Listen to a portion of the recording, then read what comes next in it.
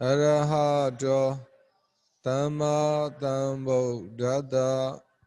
Namo Tata Bhagavato Arahato Tama Tambo Dada Namo Tata Bhagavato Arahato Tama Tambo Dada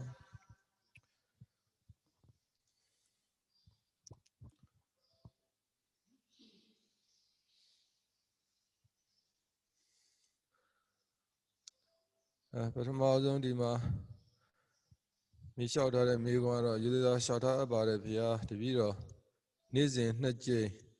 the Jane Lantana, Iguana, Dia Shumali Shibara Pia. When you tell a pen and Gamatan Shuma Bare, Sudden the Awins and Galaga, Chiro do car out by Huinamia, Najim, Yen and Kanzaga Abua. You could have told Namia, Joy Shuman Nangababi, Anyama. We now Joe Biro Shuman Nangasura, Olobo. Mimia below the medale, below the match Shidale, Jore Surago, below the medley, Eraliro, Yiji. I said on my pet debut, Dinama Joda Shidaga. Do Menagale Jogere, Tia, Tiny Sura, Sego, Matra on Loara Mohobu, Tata Sego, Tata say a dime, Tion Perma Shumayame, Eliane Biroma, I Tata say it, the mirror the ball, seeing the ball, Kulu dimension the bob. Pure Kajara Nisa Duka Nada Lunganzi Majara, a Seguli Jom Dora, Malailu Piao Dora, a did the body a lady go Gavidale, Tion Lota. Alove, we didn't know Joe on, Dudumazara, Uzenole to do. The Atang Azar, Manajana, Pila Lugin, Matama Tanamala, DJ Manamajimenta and Comabe, the Ziggy of Pitabe, a Pita Pitabe, a man dying le diame. Go Pitane, a man never knew you are Mara Pinave. I know the other Nazara, we now Pion Tainamo, we now Joe on Tainamo, Jokina, Georgiana, Mam, Uzeno left Jokina, the we now Georgiana. Ah, Yiji Lujora, Vadam Lazara, now Banjaro, Manamajene, Dukari Laroma. Any change our D, we now Georgiana say to Belchina say to a Duka Billing. We now the Belchin Belman Belchini, we now yet the ball would be on Vale, Atuda Peter. Nara generally Belmondore, winner and Nisa Odiame. Nara generally, Nisa the winner Doka Odia, Nara generally a good Belchin and then a lemon Biabu, my Belchin be Mele, and Biabutin and a Belchin Beldore. Doctor Marvel, Lutin, Nevale, Tula Sire, Niarova, Pianoma, Pipro Mavalo, Songa Lemabe, Doctora Lesile. Look, winner and not double, the near the people needed. We know about Mimi Bama when you're super and went by Monsieur to the boat to Sonawe. Pongo don't a yella in Nares or a Tandirabe. Bama Narelu no long twins Yamelo to the boat to Sonawe. A Dilo di Ovale, Shumata Chibare, that Jono, that Diao Joyous with any Yama, Tamada Tamacheli, Manzi Gene. Narajana Piodora, we not Jore Lubora Mahobu. Asaga Manamajan Tanine Luha. Yan Najiniradigo, then you can a build on one hour. And one W say them all in Yin Dorave, Ejan Dorave, the Lumula Kitchen. The Lumu Pigeon is a Yin losing as a losing, Narajan outdoor can then you can valley, the Yao Majin Domen and Yin at the woman Yao, Dodole, do a Miado Apinga, Narajan out the Nimacanayo. The Narajan built what a Yin Muro Lucian, the Lupchite. The Yamalu. Joyous or any Yama, we know and Nisa to get another TV, we know the boat TV Vale, we know in Maladora, that many. Narajan of Malay, we know in Maladora, Pian large in a Kalarabe, the Kalile Chow knit, Chowla the knit, Manamaji Maudu, Pianara Kalarabe. Yoshi Lucian, we know Alessira, Chowda Kale, Chowdorabe, the Kalile Lanala, you know, the door Saudi don't have the Lucian. Manamaji and a Kajara, City and Luno. Now, also, Timmy will take time, Pongo Chu time, a look at Buri. We were the name at Timmy Malone. To Peter a dine with Avale, Peter a dine Dion, Dion's Manisa to another Dion Lobo. A Dalio on an airborne, Tamacha Manzi Genoda, Chanya Biolata. To the order, Yakuta dine, the Artine and Lisa and Harmony, Tanai Gama, Bebe Melon, Lung Dinja, Macamiano, Kazaya Bade. Mexico and I told other low. လုံးဝဖွင့်မရပဲဖြစ်ပါတယ်ဗျာတဲ့ဒီနေရာမှာလည်းခုနဦးဇင်းတားအောင်ပြောပြီးသွားပြီနာနာကျင်တာတော့လာမှာပဲမျက်စိရှိလဲဒူးလာမှာပဲခါလာမှာပဲရုပ်ရှင်ဖောက်ပြန်တဲ့သဘောကတွဲနေတာပဲအဲ့တော့မခံမြန်းနိုင်အောင်ခံစားရပါတယ်ဆိုတဲ့နေရာမှာကိုတက်နိုင်သလောက်သာကြိုးစားပြီးမှတ်ပေါ့ဘလို့မှမှတ်လို့မရလို့ရှိရင်တော့ပြင်ရမှာပဲပြုရမှာပဲဥပမာမျက်စိဖွင့်လိုက်လို့ဟလာတက်တာသွားတယ်ဆိုရင်တော့ခဏတစ်ပြုတ်မျက်စိဖွင့်ပြီးတော့ဗာလဲမေတ္တာလေးပို့ဂုဏ်တော်လေးပွားဒါမှမဟုတ်လေဟလာဇင်းညံလေးပါလေးရှောက်ပြီးမှပြန်ထိုင်ဒီလိုလုပ်တင်လဲလုပ်ရမှာပဲကိုမှမှတ်နိုင်တော့တာလေအရေးကြီးတာကအရှုခံအားကောင်းလာလို့ကိုမမှတ်နိုင်တော့ဆိုရင်ဒေါသဘက်ရောက်တော့မှာဒါပဲဟိုနာရာကျင်နာတွေကိုမမှတ်နိုင်ရင်ဒေါသဘက်ရောက်တာပဲမနာမကျင်မဲနဲ့ငြိမ်းချမ်းတာကိုမမှတ်နိုင်တော့လေလောဘဘက်ရောက်သွားတာပဲပြောချင်တဲ့သဘောပေါ်လာတာဒီကောင်းတာလည်းဖြစ်ခြင်းဖြစ်မှာပဲဆိုးတာလည်းဖြစ်ခြင်းဖြစ်မှာပဲမိမိအလိုတိုင်းလည်းဖြစ်ခြင်းဖြစ်မှာမိမိအလိုတိုင်းလည်းမဖြစ်ခြင်းမဖြစ်ဘူးအရေးကြီးတာကပေါ်တာကိုကြည့်တာမလို့သူ့သဘောပေါ့ကိုကဘာကိုသိအောင်လုပ်မှလဲကြိုက်တဲ့အရှုခံပေါ်လာအနိစ္စဒုက္ခအနတ္တသိအောင်လုပ်ဖို့ဆိုရင်ကိုကမှတ်ဖို့ကကိုလိုရင်းပဲဒါအရေးကြီးတယ်နောက်အခုလွန်တင်းကြရင်မခံမရအောင်ခံစားရပါတယ်တဲ့မျက်စိကိုအဲ့နဲ့ချုပ်ထားသလိုလုံးဝဖွင့်မြာဖြစ်တာလေအဲ့ဒါပထဝီပဲဟိုပြောလို့ရှိရင်တော့မျက်စိကိုအဲ့နဲ့ချုပ်ထားလို့ဖွင့်မရဘူးဗျာတကယ်တမ်းကျအဲ့လိုဖွင့်လို့မရတာအဲ့ဒါပထဝီဖောက်ပြန်တာအဲ့ဒီအချိန်မှာစိတ်တည်ငြိမ်ရတယ်အစောကြီးကတည်းကစိုးရိမ်စိတ်အားကောင်းတဲ့လူဆိုရင်အဲ့ဒီအချိန်မှာပိုဆိုးတယ်နောက်ကြတရားတော်မထိုင်ရင်တော့အောင်ဖြစ်သွားတယ်ဘာကြောင့်လဲဆိုတော့ထိုင်တိုင်းဖြစ်နေတော့အဲ့ထိုင်တိုင်းဘာကြောင့်ဖြစ်ရတာလဲဆိုရင်အဲ့လိုဖြစ်လိဖြစ်တာရှိတဲ့အခါကျတော့စိတ်ကထိုင်ရင်ဖြစ်တော့မှလားမသိဘူးလို့စိုးရိမ်လာတာစိုးရိမ်လာတဲ့စိတ်နဲ့တမာတိနဲ့ပေါင်းပြီးတော့ဖြစ်တော့တာပဲအဲ့လိုဖြစ်တဲ့အချိန်မှာဩဒါရုပ်ဖောက်ပြန်တဲ့သဘောပဲပရိဖောက်ပြန်တဲ့သဘောပဲနည်းကလည်းပြောပြီးတန်နဲ့တိဆောက်ရင်တန်ကြီးတက်မှာပဲသစ္စာနဲ့တိဆောက်ရင်ခြာစားခံရမှာပဲအခုဒီရုပ်တွေနံနေနဲ့တိဆောက်ထားတဲ့အတွက်ဒီရုပ်တွေနံတွေကဖောက်ပြန်တာပဲအဲ့တော့မျက်လုံးကဖွင့်မြတာတနိုင်ဖွင့်မြတာမျိုးမဟုတ်ပါဘူးစိုးရိမ်တဲ့စိတ်ကြောင့်မို့တခါလေပူဆိုးသွားတတ်တယ်ပစ္စုပန်တွေ့နေတဲ့ဝေဒနာကဒီလောက်မကြည့်ဘူးအတွေးကြောင့်ကြောက်ရတဲ့ဝေဒနာပို့ပြီးတော့များတယ်ဒီသဘောတရားတွေပေါ့စိုးရိမ်တတ်တဲ့သဘောတွေပေါ့ဒါကတော့လူတိုင်းမှာရှိတာပဲဒါကြောင့်ကိုဒီလိုဖြစ်တာတဲ့အခါမှာစိတ်ကိုအမှန်အေးထားရတယ်ဒါရုပ်ဖောက်ပြန်တာပဲငါတက်နေတော့ကြိုးစားပြီးစိတ်အေးထားပြီးတော့မှတ်ယုံပဲဒီလိုလေးနှလုံးသွင်းနေတယ်ဒါနှလုံးသွင်းနေတာကိုပြောပြတင်းတယ်ကိုအားစိုက်ကြိုးစားမှတ်တယ်ဆက်ဥစဉ်ဒီမှာဆက်ဖတ်လို့မရတော့တင်းတယ်ဟုအားစိုက်ကြိုးစားပြီးမှတ်တယ်တဲ့အဲ့ဒီမှာပိုဆိုးလာတတ်တယ်အဲ့ဒါသတိထားရတယ်မှတ်တဲ့အခါမှာစိုးရိမ်တဲ့စိတ်နဲ့မှတ်ပဲနဲ့ဘယ်လိုဆက်ကြည့်ရမှာမြေကအဆုံးထိဖတ်လို့မရတော့အဲ့တော့စိုးရိမ်တဲ့စိတ်နဲ့မှတ်လို့ချင်းတစ်ခါတလေပူဆိုးလာတတ်တယ်စိုးရိမ်တဲ့စိတ်ကလည်းဖြစ်တာပဲဒါဒီနေရာမှာစိတ်ကလေးထားတဲ့ပုံပြောတာအခုမိကုံးကဘာလို့ဆက်မိတာလဲဥစဉ်ဆက်ဖတ်လို့မရတော့ဘူးအဲ့တော့ပြောချင်တဲ့သဘောကအဲ့လိုဖြစ်လာတဲ့အခါမျိုးမှာစိတ်ကိုအေးထားပါရုပ်ကဖောက်ပြန်တဲ့သဘောရှိရင်ဖောက်ပြန်မှာပဲအဲ့တော့ဗာလေစိတ်အေးထားပြီးတော့ရသလိုမှတ်ပေါ့အဲ့ချိန်မှာစိုးရိမ်နေစမှတ်ရမှာတကယ်တမ်းစိုးရိမ်တဲ့စိတ်ကြီးနဲ့မှတ်နေသေးသေးရတော့အဆင်မပြေဘူးအဲ့စိုးရိမ်တဲ့စိတ်ကိုမှတ်လိုက်လို့မစိုးရိမ်တော့တဲ့အခါမှာဖွင့်လို့မရဘူးလို့သိရင်သိတယ်ပေါ့ဖွင့်ကြည့်ခြင်းနဲ့စိတ်ဖြင့်ဖွင့်ကြည့်ခြင်းနဲ့ဖွင့်ကြည့်တယ်ဖွင့်တယ်မရအောင်မရရင်စိတ်ညစ်တယ်သိတယ်စသည်ဖြင့်အဲ့လိုလေးတော့ပြန်မှတ်ပေးပေါ့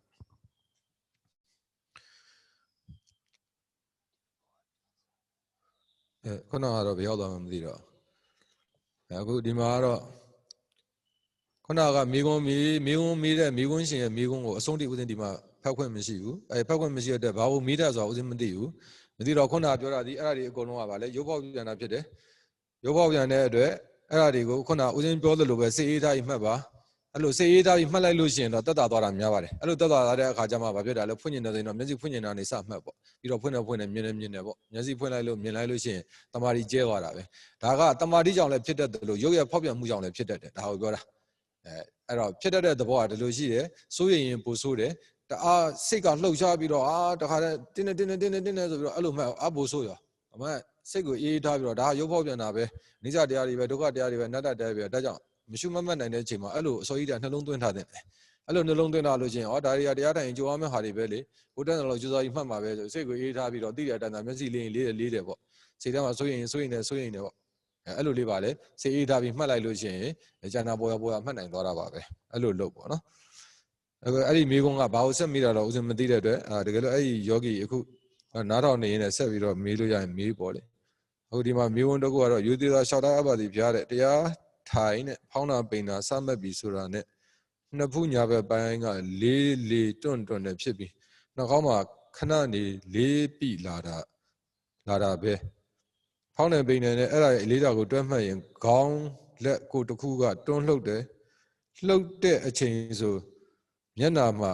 အလေးတန်းအတွန်တန်းကမခံစားဘူးပခုံးတွေလည်းဝင်းတွေတော့အကျိုးတွေပြည်သွားတယ်လို့ခံစားရတယ်အဲ့ချိန်ဖောင်းပိန်လည်းမပေါ်ဘူးပြန်ငိမ်သွားရင်တော့ဖောင်းပိန်နဲ့မျက်နာအလေးတန်းကပေါ်လာပြန်တယ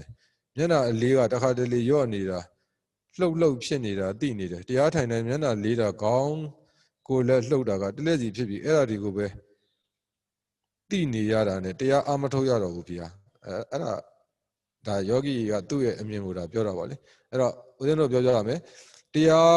းအဲ့ဒါတွေကိုပဲသိနေရတဲ့အတွက်တရားအာမထုတ်ရတော့ဘူးဗျာဆိုတော့တရားကိုဘလို့သတ်မှတ်ထားတာလဲအဲ့ဒါအရင်ရေးကြည့်တာပဲဖောင်းတဲ့ပိန်နဲ့မှတ်မှတရားမဟုတ်ဘူးထိုင်တဲ့ထိတဲ့မှတ်မှတရားမဟုတ်ဘူးအခုသူပြောသွားတဲ့ဖောင်းတာပိန်တာမှာလှုပ်ရှားတဲ့သဘောလဲတရားပ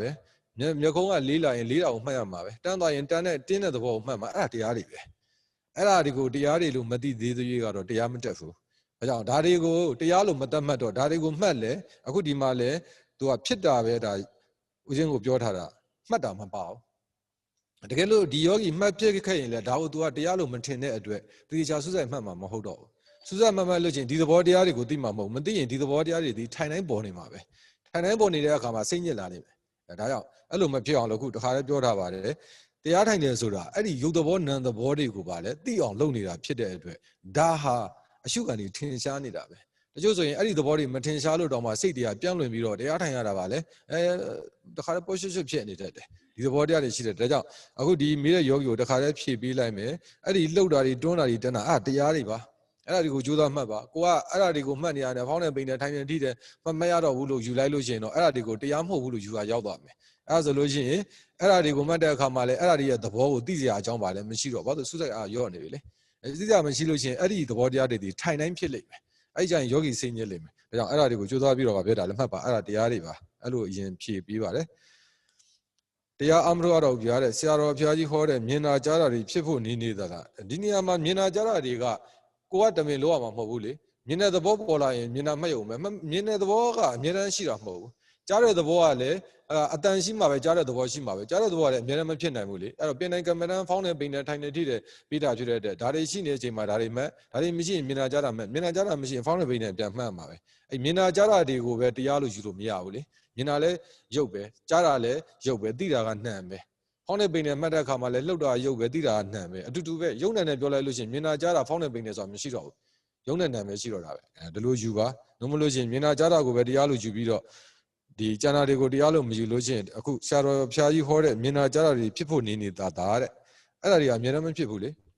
ကိုတရားထိုင်ပြီးတယောက်တည်းမှတ်နေတဲ့အချိန်မှာမြင်တာအာယုံကြောင့်မြင်တာမျိုးပဲရှိတော့မယ်လေမျက်စိအကြည့်ကြောင့်မြင်တဲ့ဟာချုပ်သွားပြီလေမျက်စိပိတ်ထားတဲ့အတွက်ကြားတာကလည်းတစုံအဲ့ဒါတခြားအတန်တစ်ခုခုကြောင့်သာကြားတာမျိုးဖြစ်ကောင်းဖြစ်လိမ့်မယ်လေစကားပြောလို့ကြားတာမျိုးမရှိနိုင်တော့ဘူးလေဒါကြောင့်မြင်နာကြားတာရှိတဲ့အခါမှတ်မှာပေါ့မရှိတဲ့အခါမှတ်စရာမလိုပါဘူးဆရာတော်ကတော့မြင်နာကြားတာအကုန်လုံးပြောရမှာလေဒါမြင်နေကြားတဲ့အခါမှာမှတ်တတ်အောင်ဒါပြောရတာကိုအဲကြောင့်တရားထိုင်တဲ့အခါမှာမြင်နာကြားတာမဖြစ်ရင်ဖောင်းနေပိန်နေထိုင်နေထိတယ်ပင်တိုင်းကမ္မဋ္ဌာန်းကိုမှတ်ပေါ့ခန္ဓာကိုယ်ထဲမှာလှုပ်တာတွေရွေ့တာတွေလေးတာတွေမာတာတွေပူတာတွေပြော့တာတွေတင်းတာတွေရှင်းဖြစ်တာတွေအများကြီးပဲတမာရီအားကောင်းလို့ရှိရင်ကိုယ့်လိုကိုလုံနေရတယ်သူများအကြောင်းတော့စဉ်းစားခြင်းမရှိဘူးသူများအကြောင်းစဉ်းစားနေတာကိုယ့်လိုကိုမလုပ်လို့စဉ်းစားတာဆရာတော်ဘုရားကြီးဟောတဲ့မြင်နာကြားတာတွေဖြစ်ဖို့နေတာနှစ်ဖူးလေးပြီးတွန့်နေတာမှတ်နေတာနဲ့ပဲတရားဖြုတ်ချင်တဲ့အချိန်ကြရင်ဖြုတ်လိုက်ရောအဲ့တော့အဲ့လေးတာဒီကိုဒါခုနပြောတာလေဒီလေးတာတွေကိုနှစ်ဖူးတွန့်တာတွေကိုတရားလို့မထင်တဲ့အတွက် तू မှတ်တာမှတ်နေရတယ်တရားနဲ့ဒါယောဂီမှတ်နေရတာမစူးစိုက်တဲ့အခါကျတရားသဘောတွေကမထင်ရှားတော့ဘူးဒါကိုသူ့စိတ်ထဲမှာတရားအထုတ်တယ်လို့မထင်တဲ့အတွက်ဒါတွေကိုမှတ်နေတဲ့တရားဖြုတ်လိုက်တာ तू မကြည်မနှက်ဖြစ်လို့ဒါဒီလိုလျှောက်တာပဲဒါကြောင့်မကြည်မနှက်မဖြစ်ပါနဲ့အဲ့ဒါတရားတွေပါမြင်နာကြတာမရှိရင်အဲ့ဒါကိုပဲကြိုးစားပြီးမှတ်ပါဒီတဲ့ပို့ပြီးတော့ဒါနည်းနည်းစူးစိုက်ပြီးလေးတယ်သိတယ်ဒါမှမဟုတ်အများအားဖြင့်နေရင်နှစ်ခုကတွန့်ပြီးလေးနေတာအများအားဖြင့်နေဖောင်းနေပိန်နေလေးတယ်မှတ်လိုက်လို့ရတာပဲတွဲမှတ်ထိုင်နေထိတယ်လေးတယ်အဲ့လိုတွဲမှတ်လိုက်မှစိတ်ဆိုတာကအာယုံအစ်ကိုခံစားခြင်းတဲ့သဘောတရားရှိတယ်ဒီအာယုံတစ်ခုတည်းကိုကြာရှည်မခံစားခြင်းဘူးဒါစိတ်ရဲ့သဘောတရားပဲဟင်းတစ်မျိုးတည်းကိုအများနဲ့မစားခြင်းတလို့အဝိအထက်အစင်တစ်ခုတည်းကိုနေတိုင်းမဝိခြင်းတလို့ပေါ့ဒီမှာလည်းလေးနေတဲ့သဘောကိုအခုတောက်လျှောက်ကြီးမှတ်နေရမမှတ်ချင်တော့ဘူးမမှတ်ချင်တဲ့အခါကျတော့ तू ကလည်းပေါ်နေတယ်မှတ်လို့ကလည်းမရဘူးမှတ်တာမှတ်နေရတယ်ကျန်တာတွေလည်းမမှတ်ရတဲ့အတွက်စိတ်ကလည်းညစ်နေပြီဆိုရင်တခြားနဲ့တွဲမှတ်လိုက်ဟောင်းနေပိန်နေလေးတယ်ထိုင်နေထိတယ်လေးတယ်အဲ့လိုတွဲမှတ်ပါတစ်ချိန်ကိုတဲ့တဏှာကြီးဝဲလောက်တော့ကြားတယ်ဗျာတဲ့အဲ့ဒါတရားထိုင်ရင်မငြိမ်ပဲလေးလုံနေတာတွေပဲမှတ်နေတာလားတရားအားထုတ်နေတာလားသိကျင်လို့ပါဗျာအဲ့တော့အခုဦးဇင်းပြောတဲ့တဲမှာအထိုက်လောက် तू သိကျင်တာပါသွားပြီအဲ့လေးလုံနေတာတွေမှတ်နေတာဟာတရားအားထုတ်တာလားလို့ तू သိကျင်တာအဲ့တော့တခါတည်းဖြေလိုက်ပါမယ်အဲ့လေးတာလှုပ်တာမှတ်နေတာအဲ့ဒါတရားပါကျန်တဲ့ဟာတွေကိုမှတ်မှတရားလို့သွားပြောလို့မရပါဘူး ရုပ်သဘောနာမ်သဘောတွေကိုမှတ်နေတာဒီပါလေတရားပဲခန္ဓာကိုယ်မှာလှုပ်တာရွေ့တာလေးတာမာတာပူတာအေးတာပြောတာတောင်းတာတင်းတာနာတာကျင်တာကြိုက်တာခက်တာဝမ်းနေတာဝမ်းသာတာမှတ်ချင်တဲ့စိတ်တွေမမှတ်ချင်တဲ့စိတ်တွေပြင်းပြင်းတဲ့စိတ်တွေဆင်းရဲတဲ့စိတ်တွေပျော်တဲ့စိတ်တွေတခါတလေဘလို့မှကိုအာမလို့ချင်တဲ့စိတ်တွေအဲ့ဒါတရားတွေကြီးပဲအဲ့ဒါမှတ်တာဒီနေ့လဲဒါပဲနေ့ဖြင့်ကလည်းဒါပဲတရားမရမချင်းဒါပဲတရားအထုတ်တိုင်းဒါတွေပဲပုံမှာပဲတချို့အဲ့ဒါတွေမပေါ်လို့ဘာမှမသိတဲ့ယောဂီတွေတောင်ရှိတယ်ကိုကအဲ့ဒါကပင်တိုင်းကိုကဘာမှလှုပ်ဆောင်မလို့ပဲဘာဖြစ်တာလဲပေါ်နေတာဖြစ်တယ်ကို့တက်တာကံကောင်းတာဒါအခုဒီမေကုန်းကိုမေးတဲ့ယောဂီကိုတခါတည်းဥစဉ်ဖြေလိုက်ပါတယ်အဲ့ဒါတရားတွေပါအဲ့ဒီဟာတွေကိုအနိစ္စဒုက္ခအနတ္တအဆိုင်အောင်မှတ်နိုင်ရင်ယောဂီလူချင်းတဲ့တရားရမယ်ဖြစ်တဲ့အတွက်စိတ်မညစ်ပါနဲ့အဲ့ဒါကိုပဲကြိုးစားပြီးမှတ်ပါနောက်ပါဘယ်လိုလို့အခုနောက်တစ်ခုကဥဒိမာရဲ့ဆရာတော်ဗျာတဲ့29ရက်9 2020နေ့ကတပြည့်တော့ဝေဒနာသိနာမကျင်တော့ပဲသူရေးထားတဲ့အတိုင်းပဲပေါ့နော်မနာကျင်တော့ပဲပေါ့အမှန်တော့ဝေဒနာအပြော့စားသွေးခုန်တာနှလုံးခုန်တာလေးပူရှိန်နှွေးနေတာအေးတာလေးတွေကိုတစ်ခုချင်းစီမှတ်ပါတယ်ဗျာတဲ့အဲ့တော့တစ်ခုချင်းစီမှတ်နိုင်မှပေါ်နေတာတွေကများပြီးတော့မှတ်နိုင်တာကလည်းများနေလို့ရှိရင်တော့ဗါလဲတွဲပြီးမှတ်ဝေဒနာလေးတွေပေါ်တာကတော့ခဏလောက်စီပဲပေါ်လိုက်ပြောက်သွားလိုက်ပါဗျာအမှတ်နည်းနည်းကျဲနေတယ်သိလို့အဲ့ဒါဘာလို့ဆိုလိုတာလဲတော့မသိအမှတ်နည်းနည်းကျဲနေတယ်ဆိုတာကပေါ်နေတာတွေကများနေရတဲ့မှတ်တဲ့အမှတ်အားကနည်းနေတာလားအဲ့ဒါတော့ဘုရားနဲ့ကိုသုံးသက်ပေါ့လေအမှတ်နည်းနည်းကျဲနေတယ်သိလို့တွေးတယ်သိတယ်မှတ်ပါတယ်ဗျာအမှတ်တွေကျဲနေသလားစကလုံးမထင်မိတာလားတော့စစ်မိတော့တွေးတယ်မတင်မိတာလားလို့စဉ်းစားမိတော့တွေးတယ်မှတ်ပါတယ်ဗျာနေမှာပေါ့အေးပေါ့တတိယတဲ့အချိန်တွေတွေးရင်မှတ်ပေါ့အရေးကြီးတာကမှတ်အားတွေကကျဲနေတာလားဘာလားမစဉ်းစားပါနဲ့မှတ်ရရှိတာကိုသာမှတ်နိုင်တယ်လို့မှတ်နေရင်အဲ့ဒီအတွေးမလာဘူးအဲ့မှတ်နေရင်နဲ့စဉ်းစားနေလို့အဲ့ဒီအတွေးကလာတာစဉ်းစားတာတော့စဉ်းစားတာပဲတွေးမှတ်တာပဲဝိပဿနာဉာဏ်ဘလောက်ပဲတက်နေတွေးတာပဲအဲ့တော့အတတ်နိုင်ဆုံးတော့ဟိုလိုပေါ့မတွေးနဲ့ပေါ့ကိုလက်ရှိမှတ်နေတဲ့ပြစ္ဆုတ်ပံပေါ်လာတဲ့အရှုခံရဲ့သဘောကိုသာပါလဲပူပြီးသိအောင်သာကြိုးစားပြီးကိုမှတ်နိုင်တဲ့လောက်သာမှတ်ပါကိုမှတ်နေတဲ့မှတ်ဉာဏ်ကိုငါအတွေးများနေရလားဟဲ့ဘာဖြစ်တာလဲညာဖြစ်တာဒီလိုတွေသိအရန်ကြီးမစဉ်းစားနဲ့စဉ်းစားတာမှတ်ပြလိုက်အဲ့ဒါအကောင်းဆုံးပဲမျက်စိကအလင်းတစ်ဖက်အမှောင်တစ်ဖက်ဖြစ်နေလို့မြင်နေလင်းနေမှောင်နေမှတ်ပါတယ်ဗျာဒီနေရာမှာလဲနှစ်ခုစလုံးကထင်ရှားနေတွက်မှတ်ပေါ့လင်းတာကထင်ရှားနေတယ်ဆိုရင်တော့လင်းတာပဲဦးစားပြီးမှတ်လိုက်ပေါ့ဘာကြောင့်လဲဆိုတော့လင်းတာကပုံမှန်မဟုတ်ဘူးလေမှောင်တာကတော့မလင်းလဲမှောင်နေတာပဲလေမှောင်တယ်မှတ်ပါတယ်ဗျာတွေးတယ်မှတ်ပါတယ်တွေးတာသိလို့တွေးတယ်သိတယ်မှတ်ပါတယ်ဗျာမှတ်ရင်တပ်ပြင်းချကျင်တာသိလိုက်ပါတယ်အသက်ရှူသွင်းပြီးချတော့ချတယ်ပဲမှတ်လိုက်ပါတယ်ဗျာကိုတဖြည်းဖြည်းအောက်ကိုရော့ကြတာတလွာချင်းစီသိလို့သိတယ်အဲ့နေရာမှာအဲ့တလွာချင်းကထင်ရှားနေလို့ရှိရင်မမြဲတဲ့သဘောကိုနည်းနည်းစူးစိုက်ပြီးအပေါ်ရန်လေးတွေမှတ်တယ်အဲ့ဒီချိန်မှာတမာတိရလည်းအထိုက်လောက်ရနေလို့ဟလာကိုကလည်းမှတ်နိုင်နေတယ်ဆိုလို့ရှိရင်များသောအားဖြင့်ကအဲ့လိုပုံသဏ္ဍာန်ဘက်ကိုရောက်သွားတတ်တယ်အဲ့ပုံသဏ္ဍာန်ဘက်ကိုမရောက်ဘဲနဲ့အဓိကပါလဲတလွာချင်းလို့ပါတဲ့အတွက်မပါရင်တော့ဦးစင်းမပြောဘူးတလွာချင်းဆိုလို့ရှိရင်ဒါနားလည်အောင်ပြောတာတစ်ခုချင်းလို့ပြောလိုက်တာပဲအဲ့တော့ခန္ဓာကိုယ်ညွတ်သွားတာဟာတစ်ခုချင်းဆိုလို့ရှိရင်တစ်ခုပြီးမှတစ်ခုဖြစ်တဲ့အတွက်ဒါပြောင်းလဲနေတာပဲမမြဲတဲ့သဘောအဲ့ဒါကိုစူးစိုက်ပြီးတော့မှတ်ပြီးပုံသဏ္ဍာန်ပေါ်သွားမတင်စေနဲ့နောက်ပြီးတော့မှတ်နိုင်တဲ့ဘက်ကိုတိတ်မရောက်စေနဲ့ဒါကိုပြောချက်ခေါင်းငိုက်ကြတာသိတယ်မှတ်ပါတယ်ဗျာတွေးတယ်မှတ်ပါတယ်ဗျာခဏကြာမှတဖြည်းဖြည်းမှတ်လာလို့ဆိုတဲ့နေရာမှာကိုကမှတ်ချင်တဲ့စိတ်ဖြစ်လိုက်တာကိုမသိလို့ပါအဲ့လားမှတ်ချင်တဲ့စိတ်မဖြစ်ဘဲနဲ့တော့မှတ်လာစရာအကြောင်းပါလဲမရှိဘူးအဲ့တော့အဲ့မှတ်ချင်တဲ့စိတ်ကလေးတွေဖြစ်တာကိုသိအောင်ပါဖြစ်တာလဲလုပ်ရတယ်သိအောင်ဆိုတာဒီဈဉ္ဉံလျှောက်တဲ့အခါမှာမိမိလျှော်အားကောင်းလာတဲ့အခါမှာမကြွခင်မှာကြွကျင်တဲ့စိတ်လေးတွေဖြစ်တယ်မလန်းခင်မှာလှမ်းကျင်တဲ့စိတ်လေးတွေဖြစ်တယ်တတိအားကောင်းမှုတက်ကအဲ့ဒီချင်းစိတ်လေးတွေကိုကြိုးစားပြီးပါဖြစ်တာလဲသိအောင်လုပ်ရတယ်သိအောင်လုပ်ပြီးတော့မှတ်ပြီးမှအမှတ်ကစိတ်လာတာအဲ့ကြောင့်မှတရားတော်တွေကပိုထင်ရှားတာဒီမှာလည်းအဲ့လိုပဲအဲ့ဒါဒီတဖြည်းဖြည်းမှတ်လာလို့ဆိုတဲ့နေရာမှာသူ့အလိုလိုကတော့မမှတ်ဘူးအဲ့လိုခါလေးကပထမညွတ်သွားပါလိမ့်မယ်ညွတ်သွားရင်ကိုကအဲ့ဒီညွတ်သွားတဲ့အကြောင်းတရားကိုဗာလဲအဓိကမထားဘဲနဲ့တခြားတွေမေတ္တာရှိတာမှတ်နေတယ်ညွတ်တာကြာလာတော့ညောင်းလာလိမ့်မယ်ညောင်းလာတော့အဲ့ဒီခါပြန်မှတ်ချင်တဲ့စိတ်ဖြစ်လာလိမ့်မယ်မှတ်ချင်တဲ့စိတ်ဖြစ်လို့မှတ်လာတာပဲတိုးတော့အဲ့ဒါဒီကိုမိမိကသတိအားမကောင်းသေးတော့မှတ်ချင်တဲ့စိတ်ကိုမမှတ်လိုက်နိုင်ဘူးတခြားဟိုပဲမှတ်နေတော့မှသူ့ဘာသူမှတ်လာတယ်လို့စိတ်ကဗာလဲထင်တယ်အဲ့တော့တီးတဲ့အချိန်မှာပဲမှတ်လိုက်ပေါ့တဖြည်းဖြည်းမှတ်လာလို့မှတ်တယ်လင်းအောင်နေမြင်တော့မြင်တယ်မျက်စိတွေကျိန်းလို့ကျိန်းတယ်မျက်တောင်ခတ်တော့မျက်တောင်သူ့လိုခတ်တာဆိုရင်တော့မှန်တယ်အဲ့လိုမျက်စိတွေကျိန်းတာကိုမခံစားလို့ခတ်တော့မယ်ဆိုရင်အဲ့မခံစားတဲ့စိတ်ကိုဗာဖြစ်တာလေအရင်ဦးစားပေးပြီးတော့ဗာလဲမှတ်နိုင်အောင်ကြိုးစားပါကျိန်းတယ်မျက်တောင်ခတ်တော့ခတ်တယ်မှတ်ပါတယ်ဗျာတဲ့မျက်လုံးတွေလှုပ်တယ်မှတ်ပါတယ်ဗျာခဏနေတော့တဖြည်းဖြည်းပျောက်ပါတယ်ဆိုတဲ့နေရာမှာမှတ်ရင်းနဲ့ပျောက်သွားတာလား ကိုကတခြားအောင်မယ်နဲ့သူကသူပျောက်တာလားရုပ်သဘောနံသဘောတွေကတော့ဖြစ်ပြီးပြတ်သွားတာတော့သူသဘောပဲအဓိကဘာလဲဆိုတော့အဲ့လိုပျောက်သွားတဲ့အခါမှာမှတ်ရင်းနဲ့ဘာဖြစ်တာလဲပျောက်သွားရင်ဘလို့သိလဲကိုယ်စိတ်ထဲမှာမှတ်နိုင်တာပဲသိတာလားအဲ့လိုပျောက်သွားလိုက်တဲ့အခါမှာစိတ်ထဲမှာ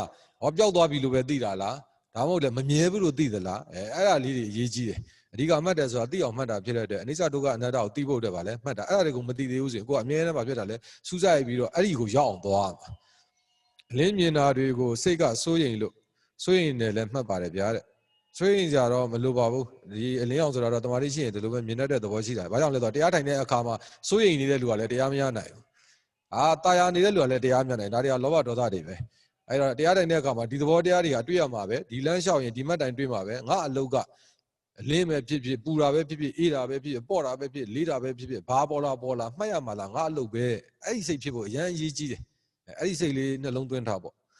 ့ဆိုရင်လည်းမှတ်ပါတယ်ဗျာမဝေဒနာလေးတွေနာရာကျင်နဲ့ရှိတဲ့ဝေဒနာလေးတွေကိုတစ်ခုစီမှတ်ရင်ခေါင်းကငုံနေတာသိတယ်ငြိမ်တော့ငြိမ်တယ်မှတ်ရင်တွေးတယ်မှတ်ပါတယ်ဗျာအဲ့တော့အခုဒီယောဂီတည်းအခုဒီလောက်ရှောက်နေတဲ့အနေထားရဆိုလို့ချင်းပေါ်တာမှတ်တာသိတာမှာမှတ်နိုင်နေတယ်အသေးကြတာမှတ်နိုင်နေတယ်ဒါပေမဲ့ဒီမှတ်နိုင်တဲ့အပေါ်မှာသိသွားတဲ့အသည့်ကတော့အားနဲ့နေသေးတဲ့အတွက်ဘလို့သိတယ်ဆိုတော့ဒီထဲမှာထည့်ပြီးပါလေလောလောဆယ်အခုရှောက်ထားတာမရှိသေးဘူးဒါကြောင့်လို့ယောဂီဘာပြတ်တာလဲဆိုတော့မှတ်နိုင်လာပြီဆိုရင်အဲ့မှတ်လဲမှတ်ကြည့်လဲကြည့်အဲ့မှတ်လိုက်တဲ့လှုပ်တဲ့သဘောလေးတွေလေးတဲ့သဘောလေးတွေလင်းတဲ့သဘောလေးတွေခေါင်းလေးကတဖြည်းဖြည်းနဲ့မှတ်လာတော့လဲမှတ်တဲ့သဘောမှတ်တယ်ဆိုတာတော့စကားလုံးပေါ့လေတကယ်တမ်းခေါင်းမှတ်တယ်ဆိုတာလှုပ်လာတာပဲတောင့်သွားတဲ့သဘောလေးတင်းတဲ့သဘောလေးတွေဒါလေးတွေကိုမှတ်လိုက်တိုင်းပျောက်သွားတဲ့သဘောကိုစူးစိုက်ပြီးတော့မှတ်ပြီးမမြဲတဲ့သဘောပါလားလို့မသိမချင်းကတော့မှတ်နိုင်တဲ့ဘက်ကိုရောက်နေမယ်ဒါမှမဟုတ်လည်းပုံသဏ္ဍာန်ဘက်ရောက်နေမှာပဲအဲ့ကြလို့ရှိရင်တရားအကောင်းဆုံးမှာတော့မှတ်နိုင်ပြီတရားမကောင်းတဲ့အခါကျငါမှတ်တာမှတ်နေရတယ်ဘာမှလည်းမထူးကြဘူးဆိုပြီးတော့စိတ်သက်တွေကြားတတ်တယ်အဲ့လိုဖြစ်မှာဆိုလို့အခုမှတ်နိုင်လာရင်ကြည့်ပေးရတယ်မှတ်ယုံမဲ့မှတ်ပြီးမကြည့်လို့ရှိရင်ကြည့်တယ်ဆိုတာကအဲ့ဒီရုပ်သဘောနံသဘောတွေကနှိမ့်ဆက်တဲ့သဘောပြောင်းသွားတဲ့သဘောကိုယ်လိုတိုင်းဖြစ်တဲ့သဘောကိုပြောတာဒါကလည်းပြစ္ဆုတ်ပံတက်တဲ့ပို့ပြီးတော့စူးစိုက်ပြီးသိအောင်လုပ်လိုက်တာကိုပဲကြည့်တယ်လို့ပြောတာပါပဲမှတ်နိုင်ရင်ကြည့်ပေးမှတ်လမ်းမှတ်ကြည့်လဲကြည့်မှမှတ်ယုံမှတ်ပြီးမကြည့်လို့ရှိရင်လည်းတရားသဘောတွေမထင်ရှားတော့တရားကောင်းတော့မှာတော့မှတ်နိုင်တယ်တရားမကောင်းရင်မှတ်ချင်တော့ကြည့်ုံပဲကြည့်ပြီးမှတ်တော့အဲ့ဒါကြတော့တရားနေတာပြောရလို့ရှိရင်ဘာမှမှတ်စရာမလိုပါဘူးကွာပြည့်ညက်တွေပဲသိနေရင်ပြီးတာပဲသိဖို့ကလိုရင်းပဲဆိုပြီးတော့မှတ်ဘူးမှတ်တော့ဘာဖြစ်လဲတမာတရားမကောင်းတဲ့အခါကျစိတ်ကူးတွေရင်းကုန်တာပေါ့အတွေးတော့ပါသွားရောပါသွားတဲ့အခါကျတော့လည်းဘယ်လိုဖြစ်သွားလဲဆိုတော့ကြည့်ုံပဲကြည့်ပြီးမှတ်တော့တရားသဘောတွေကလည်းဘာဖြစ်တာလဲမတင်ရှားတော့ပြန်စိတ်ကူးတွေချင်းသွားပြီးတော့သိသူလိုနဲ့ပေါ့သွားတတ်တယ်ပူရှိန်လာပြီးအလင်းအောင်နေမြင်တော့မြင်တယ်မှတ်ပါတယ်ဗျာတဲ့အလင်းအောင်မြင်တာနောက်တစ်ခါထပ်ဖြစ်လာလို့စိုးရင်စိတ်ပေါ်လာတော့စိုးရင်နဲ့တွေးပါတယ်စိုးရင်တဲ့စိတ်ကိုတင်းမှတ်ပါ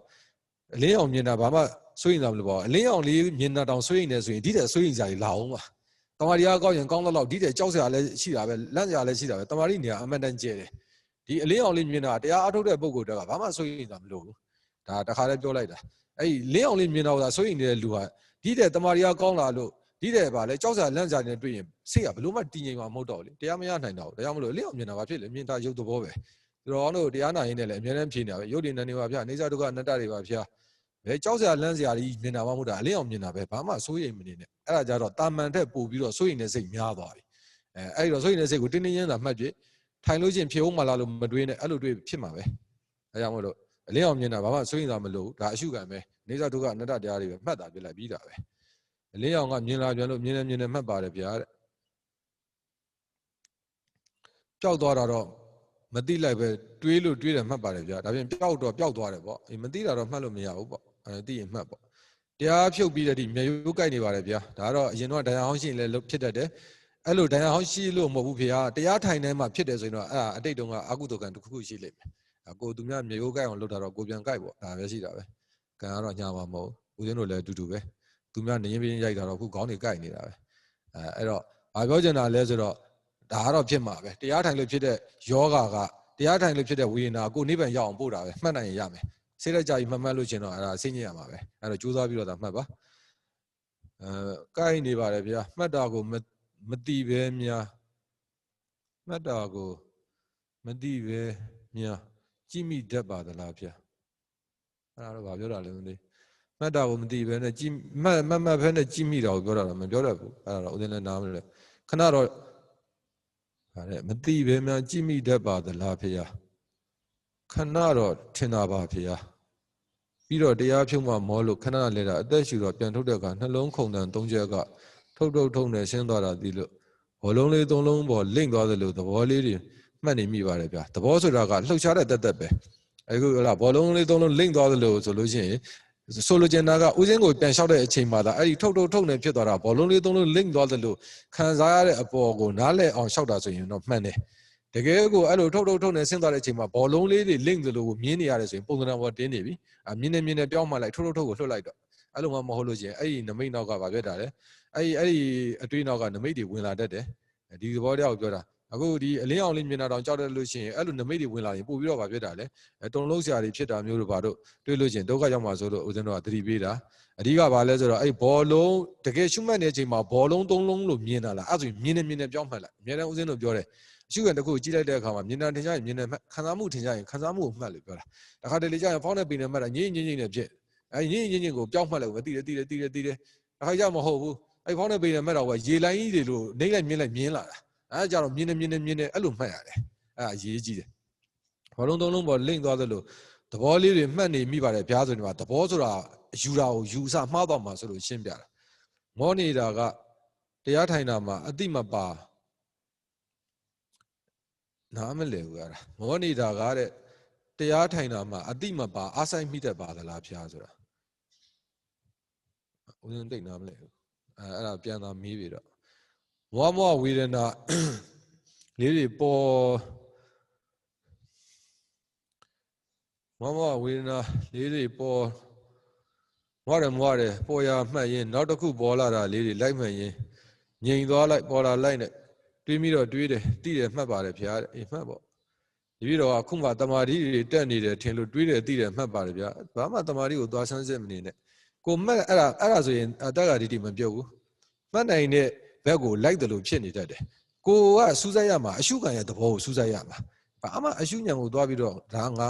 တော်တော်မှတ်နေပဲဘာဖြစ်တယ်ဗျအဲ့လိုမလုံးနဲ့အဲ့ဒါတရားမတတ်ဘူးအဓိကအရှုဉဏ်ကိုဖောင်းနေပိန်နေမှတ်တယ်ဘာသိလဲလှုပ်တယ်လို့သိတယ်မရသေးဘူးလှုပ်တာပြင်ဘာသိသေးလဲပိုပြီးသိအောင်အရှုခံပေါ်မှာသိကျင်တဲ့စိတ်နဲ့သာစူးစိုက်ပြီးအရှုဉဏ်ကိုသွားပြီးမစင်ញင်နဲ့အရှုဉဏ်ကိုသွားစင်ញင်လို့ချင်းငါမှတ်နိုင်နေပြီခါတိုင်းတယ်လို့မဟုတ်ဘာဖြစ်တယ်ညာဖြစ်တယ်ဆိုရင်တမာကြီးနဲ့အတွေးနဲ့ပေါင်းပြီးတော့တရားမရပဲနေမှာဆိုလို့ပြောပါတယ်တွေးတယ်သိတယ်မှတ်ပါတယ်ဗျာအလင်းအောင်နေမြင်တာကမနေ့က26 ရက်26မြင်းဆောင်9ရက်ကတည်းက9ရက်ကတခါရက်ဆက်သူ့ဘက်မှားတာဖြစ်ပါ26 9ဆိုတာအခုမှ25ပေါ့လားတခါညနေပိုင်းထိုင်တော့လဲဖြစ်ပါတယ်ဗျာမြန်လေးတော့လိုက်တီးမှတ်တော့ဖြည်းဖြည်းရော့ရောင်ဖြူမုံလေးတွေပျောက်သွားတာတွေးလို့မြင်နေသိတယ်မှတ်ပါတယ်ဗျာအမြင်တွေကိုတော့လိုက်မကြည့်ပါဗျာမြင်တဲ့အတိုင်းလေးပဲပေါ်ရမှတ်ပါတယ်ဗျာအရင်တရားစကားနေစတိုင်းတော့ကတော့မမြင်ဘူးမကြားဘူးတော့လိုက်ကြည့်ဘူးပါတယ်ဗျာနောက်တော့မြင်နေပဲမှတ်ချပါတယ်ဗျာတရားဖြုတ်ပြီးမှပဲပြန်တွေးကြည့်မှသိတတ်ပါတယ်ဗျာအခုတော့မမြင်တော့ပါဗျာခဏပဲမြင်မှတ်သိပါတယ်ဗျာမြင်သလောက်ပဲမှတ်ပေါ့ကျန်တာတွေကတော့ဒါကနားလည်အောင်သာရှောက်ရတာကိုအတိတ်တုန်းကလုပ်ခဲ့တဲ့ဟိုင်းနဲ့ပြန်ရှင်းပြီးတွေးနေတရားမတတ်ဘူးဝိပဿနာဉာဏ်ဆိုတာကတတ္တိအနေနဲ့သာဘလို့ပေါ်ကြီးဘလို့မှတ်ချလို့ဘလို့ပျောက်သွားတာသိတယ်ဖျားသွားတာတရင်တို့ထမိလို့ဖြစ်နိုင်ပြီအခုထိုင်လို့အခုမြင်တာမျိုးမဟုတ်ဘူးဒါကြောင့်အရင်တုန်းကဖြစ်ခဲ့တာတွေကိုအလားဖြတ်တာအကောင်းဆုံးပဲတို့မဉ္ဇဉ်ဘုံဉ္ဇဉ်မှာလဲသောတာပတိမဉ္ဇဉ်ဘုံဉ္ဇဉ်ရတာပြီလို့ရှိရင်ဒီဒုတိယမက်ကိုတက်တော့မယ်ဆိုလို့ရှိရင်ဥပမာဘုဟုတုဒအနေနဲ့ပြောတာပထမမက်ကိုအလားဆွန့်ရတယ်မဆိုရင်အဲ့ဒီမှာအလေးကျင့်များတာတော့အချိန်ကောင်းရင်အဲ့ဒီကိုပဲပြန်ကြားလို့ဒုတိယမက်ကိုမတက်ရတော့ဒီသဘောပဲအဲ့တော့တကယ်မဉ္ဇဉ်ဘုံဉ္ဇဉ်နဲ့ရထားတဲ့နိဗ္ဗာန်ချမ်းသာလူဟာမျိုးတော်မှာသောတာပတိမက်ဖို့တော်မှာဒီဒရမိမက်ဖို့ကိုတက်တော့မယ်ဆိုလို့ရှိရင်အရှင်ုံကောင်းရင်အဲ့ဒီဒရမိမက်ဖို့ကိုရောက်ဖို့အတွက်သောတာပတိမက်ဖို့ကိုအာလာရဒီတဏှာကြီးအတွင်းမှာဆွန့်လွတ်ပါတယ်ဆိုတော့ဆွန့်လွတ်ရသေးတာဒီဟာလေးတွေကတော့ဗါလဲဆွန့်လွတ်လိုက်ဘာမှဒါတွေကဘာမှပြောပါတော့တာမဟုတ်ဘူးအခုချိန်မှာတရားအားထုတ်လို့ဆင်းရတာလည်းအပေကြောင့်မဆင်းရဆိုင်ဘာမှမပြောပါတော့အခုချိန်မှာတမာတိကြောင့်မို့အခုအထိုက်လောက်မြင်ရတာလေးတွေချမ်းသာလေးတွေလည်းနိဗ္ဗာန်ချမ်းသာနဲ့ပတ်သက်ရင်ဘာမှမပြောပါတော့ဘူးတကယ်တရားလိုချင်တယ်ဆိုရင်တောင်းတဆင်းရတာဥပ္ပခါပြုတောင်းချမ်းသာတာဥပ္ပခါပြုအဲ့ဒါအရေးကြီးဆုံးပဲဒါဦးဇင်းတို့ကတော့ကြုံလို့ပြောတာပဲလမ်းတော့မလွဲပါဗျာသတိထားမှတ်ပါတယ်ဗျာအဓိကဘာလဲမှတ်ရင်လမ်းလွဲတာပဲမှတ်ရင်လမ်းမလွဲဘူးကြိုက်တယ်လို့သာမှတ်တချို့ကမှတ်တဲ့အပေါ်မှာဘလို့မှတ်မှမသိဘူးလို့ပြောနေတာမဟုတ်မှတ်တတ်တယ်လို့သာမှတ်ရင်လမ်းကိုမလွဲဘူးမနေ့ညနေပိုင်းထိုင်တော့လေကောင်းကင်ကသဗ္ဗညုတဇေဒီတော်ကိုမြင်နေမှတ်ပါတယ်အဲ့ဒါတော့တမာရီအားကောင်းလို့မြင်တာဖြစ်တဲ့အတွက်အဓိကပဲဒါမြင်နေမှတ်လိုက်လို့ပိုထင်ရှားလာလို့ရှိရင်ရရင်မှတ်အောင် မရတော့ဘူးလားဥပမာအဲ့ထင်ရှားတာကြီးပေါ်မှာအရန်ကိုစိတ်ဝင်စားနေပြီအရှုခံရလို့မသိတော့ဘဲနဲ့ဒါကြီးကဇီဒီကြီးပဲဒါကြီးကတော်တော်ထူးခြားတာပဲဘာမှဖြစ်ဦးမှလည်းမသိဘူးဆိုတဲ့စိတ်မျိုးတွေဖြစ်နေဆိုရင်မှတ်နဲ့တော့ဘာကြောင့်ဆိုကိုယ့်ရဲ့တမာရီကမနိုင်တော့ဘူး तू ကအရှုခံကအားကောင်းနေပြီကိုပင်နိုင်ကမ္မထံကိုပြန်စုဆိုင်ဖောင်းနေပိန်နေဖြစ်ထိုင်နေထိတယ်ဖြစ်ထိုင်နေထိတယ်ဆိုလဲထိုင်နေထိတယ်ပြန်မှတ်အဲ့လိုထိုင်နေထိတယ်မှတ်ပြီးမဲ့ရှင်ပြအဲ့ဒီဖျားကိုမြင်တဲ့အာယုံကြီးကမပြောက်ဘူးပြောက်ဆိုထိုင်နေထိတယ်မြင်တယ်လို့တွဲမှတ်လိုက်အဲ့လိုမှတ်လိုက်တဲ့အခါမှာမြင်တာကိုဆိုုံပဲဆိုလိုက်ထိုင်နေထိကိုသာစုဆိုင်မှတ်စိတ်ကတစ်ချိန်မှာတစ်စိတ်ပဲကိုစိတ်ဝင်စားတဲ့ဟာအားကောင်းနေကျန်တဲ့ဟာအစားထိုးလို့မရဘူးဒါကြောင့်မို့အဲ့မြင်တာကိုအဆိုပဲမှတ်လိုက်ပြီးတော့ထိုင်နေထိတာကိုစုဆိုင်မှတ်လိုက်မှအဲ့ထိုင်နေသဘောထိတဲ့သဘောလေးကအစားထိုးသွားရင်အဲ့မြင်တာပျောက်သွားလိမ့်မယ်ဘာကြောင့်လဲဆိုတော့ကိုကအနိစ္စဒုက္ခအနတ္တကိုသွားမှာအကြမ်းမြင်လိုက်မှာမဟုတ်ဇံဘက်ကိုလိုက်မှာမဟုတ်ဘူးဒါကြောင့်အဲ့ဒီဘက်ကိုလိုက်ချမလို့အဲ့တော့မှတ်လို့ရတဲ့ပြီမှတ်လို့များလို့ရှိရင်ဒီလိုမြင်တာပေါ်မှာမကျေနပ်ရင်လည်းတရားမရဘူးကျေနပ်နေရင်လည်းတရားမရဘူးမြင်တာအရှုခံဒုက္ခသစ္စာပဲသိရင်ပြီးတာပဲအဲ့တော့ကိုမှတ်နိုင်သလားမှတ်နိုင်လို့ရှိရင်ပင်နိုင်ကမ္မထိုင်ပြန်မှတ်ပင်နိုင်ကမ္မထိုင်ကိုမှတ်ရင်းနဲ့မြင်တာထင်ရှားရင်တွဲမှတ်လိုက်တွဲမှတ်တဲ့အခါမှာမြင်တာကိုအဆိုပဲဆိုတော့ထိုင်နေထိတာဥသာပါလဲစူးစိုက်ပြီးမှတ်ထိုင်နေထိတာဘက်ကိုစူးစိုက်မှတ်လိုက်လို့စူးစိုက်မှတ်အားကောင်းသွားပြီဆိုရင်မြင်တာပျောက်သွားလိမ့်မယ်အဲ့လိုမှမဟုတ်ရင်နမိတ်နောက်ကနေတော့အတွေးနဲ့ပေါင်းပြီးသမာဓိရပါလဲပုံဖော်တတ်တယ်မြင်တော့မြင်နေမှတ်ပါတယ်ဗျာခဏပဲကြာပြီးပျောက်သွားတယ်ဗျာတစ်ခါထပ်မြင်တော့ကြီးညိုစိမ့်နဲ့စိတ်ဆွဲသလားမြင်နေမှရင်တွေးတော့မှတ်ပါတယ်ဗျာဒါဒီလိုပဲတွေးတတ်ပါတယ်တိနေတာပဲမှတ်လိုက်ပေါ့တပည့်တော်တရားစကားပြီးတဲ့နေ့မှာအလင်းအောင်မြင်ပြီးတမာတိအစလောက်ရှိပါသေးလို့တရားနဲ့ပတ်သက်ပြီးလဲတရားစာများလဲလူးနေပါသေးတယ်ဗျာ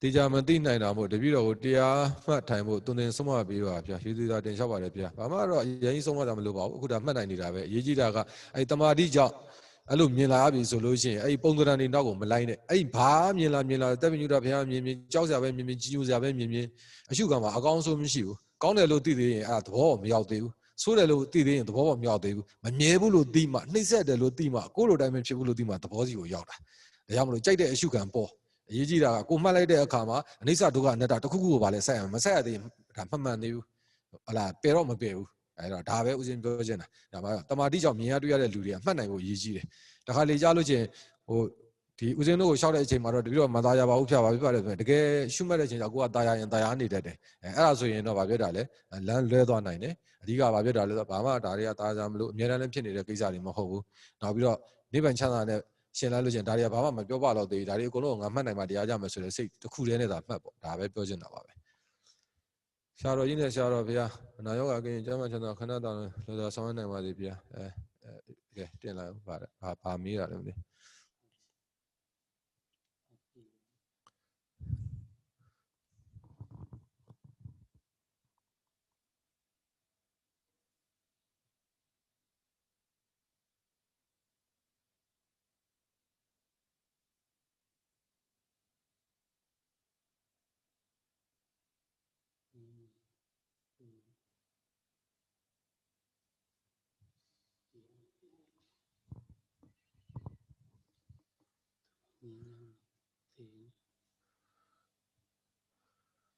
ပြီးတော့ယူသေးတာဆရာတော်အဘတိဗျာတဲ့တပည့်တော်က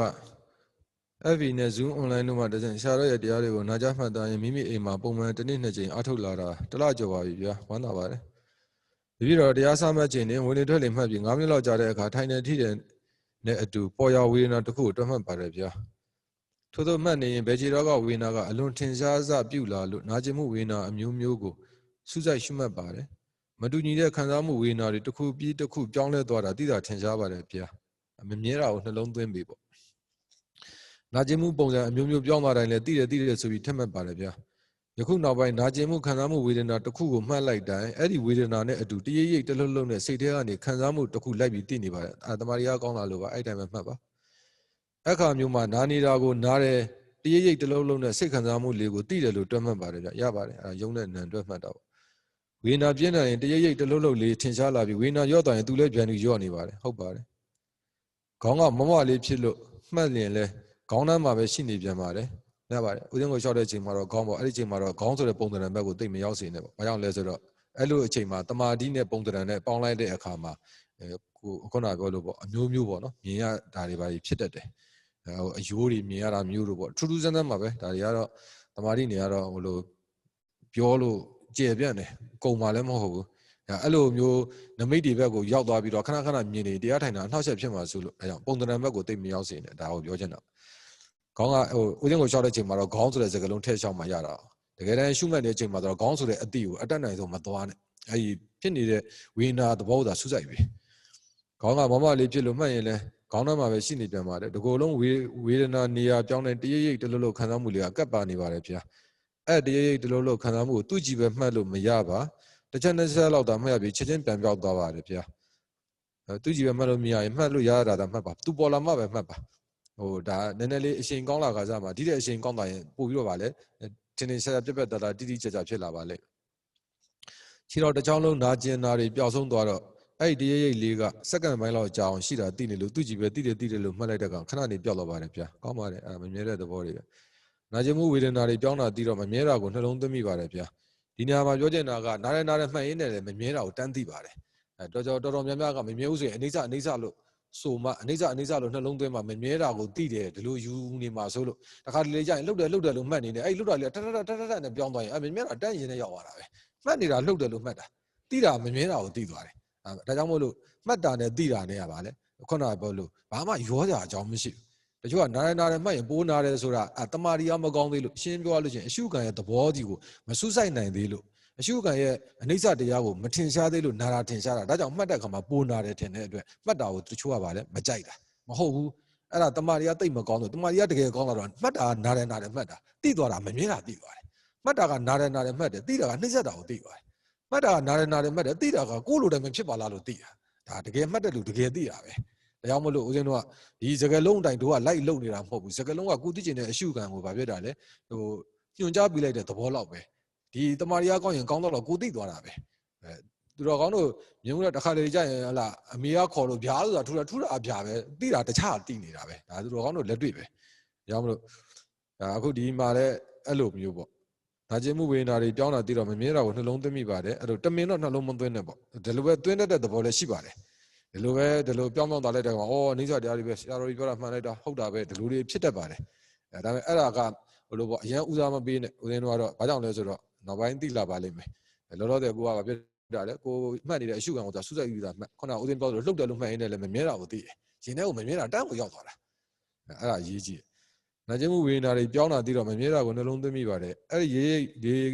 ကလည်းပြောင်းလိုက်နှေးလိုက်မြန်လိုက်မို့မမြဲဘူးလို့ပဲနှလုံးသွင်းပါတယ်ဒီနေရာမှာတော့အဲ့လိုမှတ်ရင်းနဲ့သိသွားတာကိုပို့ပြီးတော့ဦးဇင်းတို့ကလူလာတယ်အဲ့လိုမှတ်တာရှိတာမှတ်နေခုနကပြောတာကတော့ဟုတ်တယ်ရုပ်တည်နေရဲ့အနိစ္စဒုက္ခအနတ္တကိုသိအောင်မှတ်ရတာဆိုရင်တကယ်တမ်းမှတ်တဲ့အချိန်မှာအနိစ္စလို့နှလုံးသွင်းရတာမဟုတ်ဘူးမှတ်နေတဲ့အရှုခံကိုသာစူးစိုက်ပြီးတော့သာမှတ်တမာရီယာကောင်းရင်ပေါ်တာပြောက်တာထင်ရှားလာလိမ့်မယ်ပေါ်တာပြောက်တာမြင်လာရင်မမြဲဘူးဆိုတဲ့စကားလုံးကိုမသုံးမဲ့နဲ့ကိုသိတာဒါပဲမမြဲဘူးလို့ဟုတ်လားအနိစ္စလို့ပါလဲဆိုပြီးတော့နှလုံးသွင်းရတာကတရားနာတော့သွင်းရတာတရားထိုင်တဲ့အချိန်မှာအနိစ္စလို့လည်းနှလုံးသွင်းကြမလို့ဒုက္ခလို့လည်းနှလုံးသွင်းကြမလို့နှိမ့်ဆက်နေတဲ့သဘောကိုသိတာနဲ့ဒုက္ခတန်းထင်တာပဲပြောင်းနေတဲ့သဘောတွေကိုသိတာထနဲ့ဒီလိုပြောင်းနေတာကိုမြင်လိုက်တာနဲ့မမြဲဘူးဆိုတာတန်းသိတာပဲမှတ်တာတော့လှုပ်တယ်လို့မှတ်နေတာသိတယ်လို့မှတ်နေတာပဲဒါပေမဲ့တကယ်တမ်းဉာဏ်ထဲမှာထင်သွားတာမမြဲတာကိုထင်ရှားသွားတယ်နှိမ့်ဆက်တာထင်ရှားတယ်ကိုလိုတိုင်းမဖြစ်တာကိုထင်ရှားတယ်ဒီသဘောတွေရှိပါတယ်ဒါကြောင့်တမင်တော့နှလုံးမသွင်းပါနဲ့သူ့အလိုလိုနှလုံးသွင်းမိတာတော့ပြဿနာမရှိဘူးအလေးကျင့်ပေါ့ဘာကြောင့်လဲဆိုတော့ဒီတဲ့ပို့ပြီးတော့တရားသဘောတွေထင်ရှားလာပြီးတော့တကယ်ထူးခြားတော့မယ်ဆိုတဲ့အချိန်မျိုးမှာဒီလိုနှလုံးသွင်းတာတွေကအလေးကျင့်အနေနဲ့ပါလာလို့မရဘူး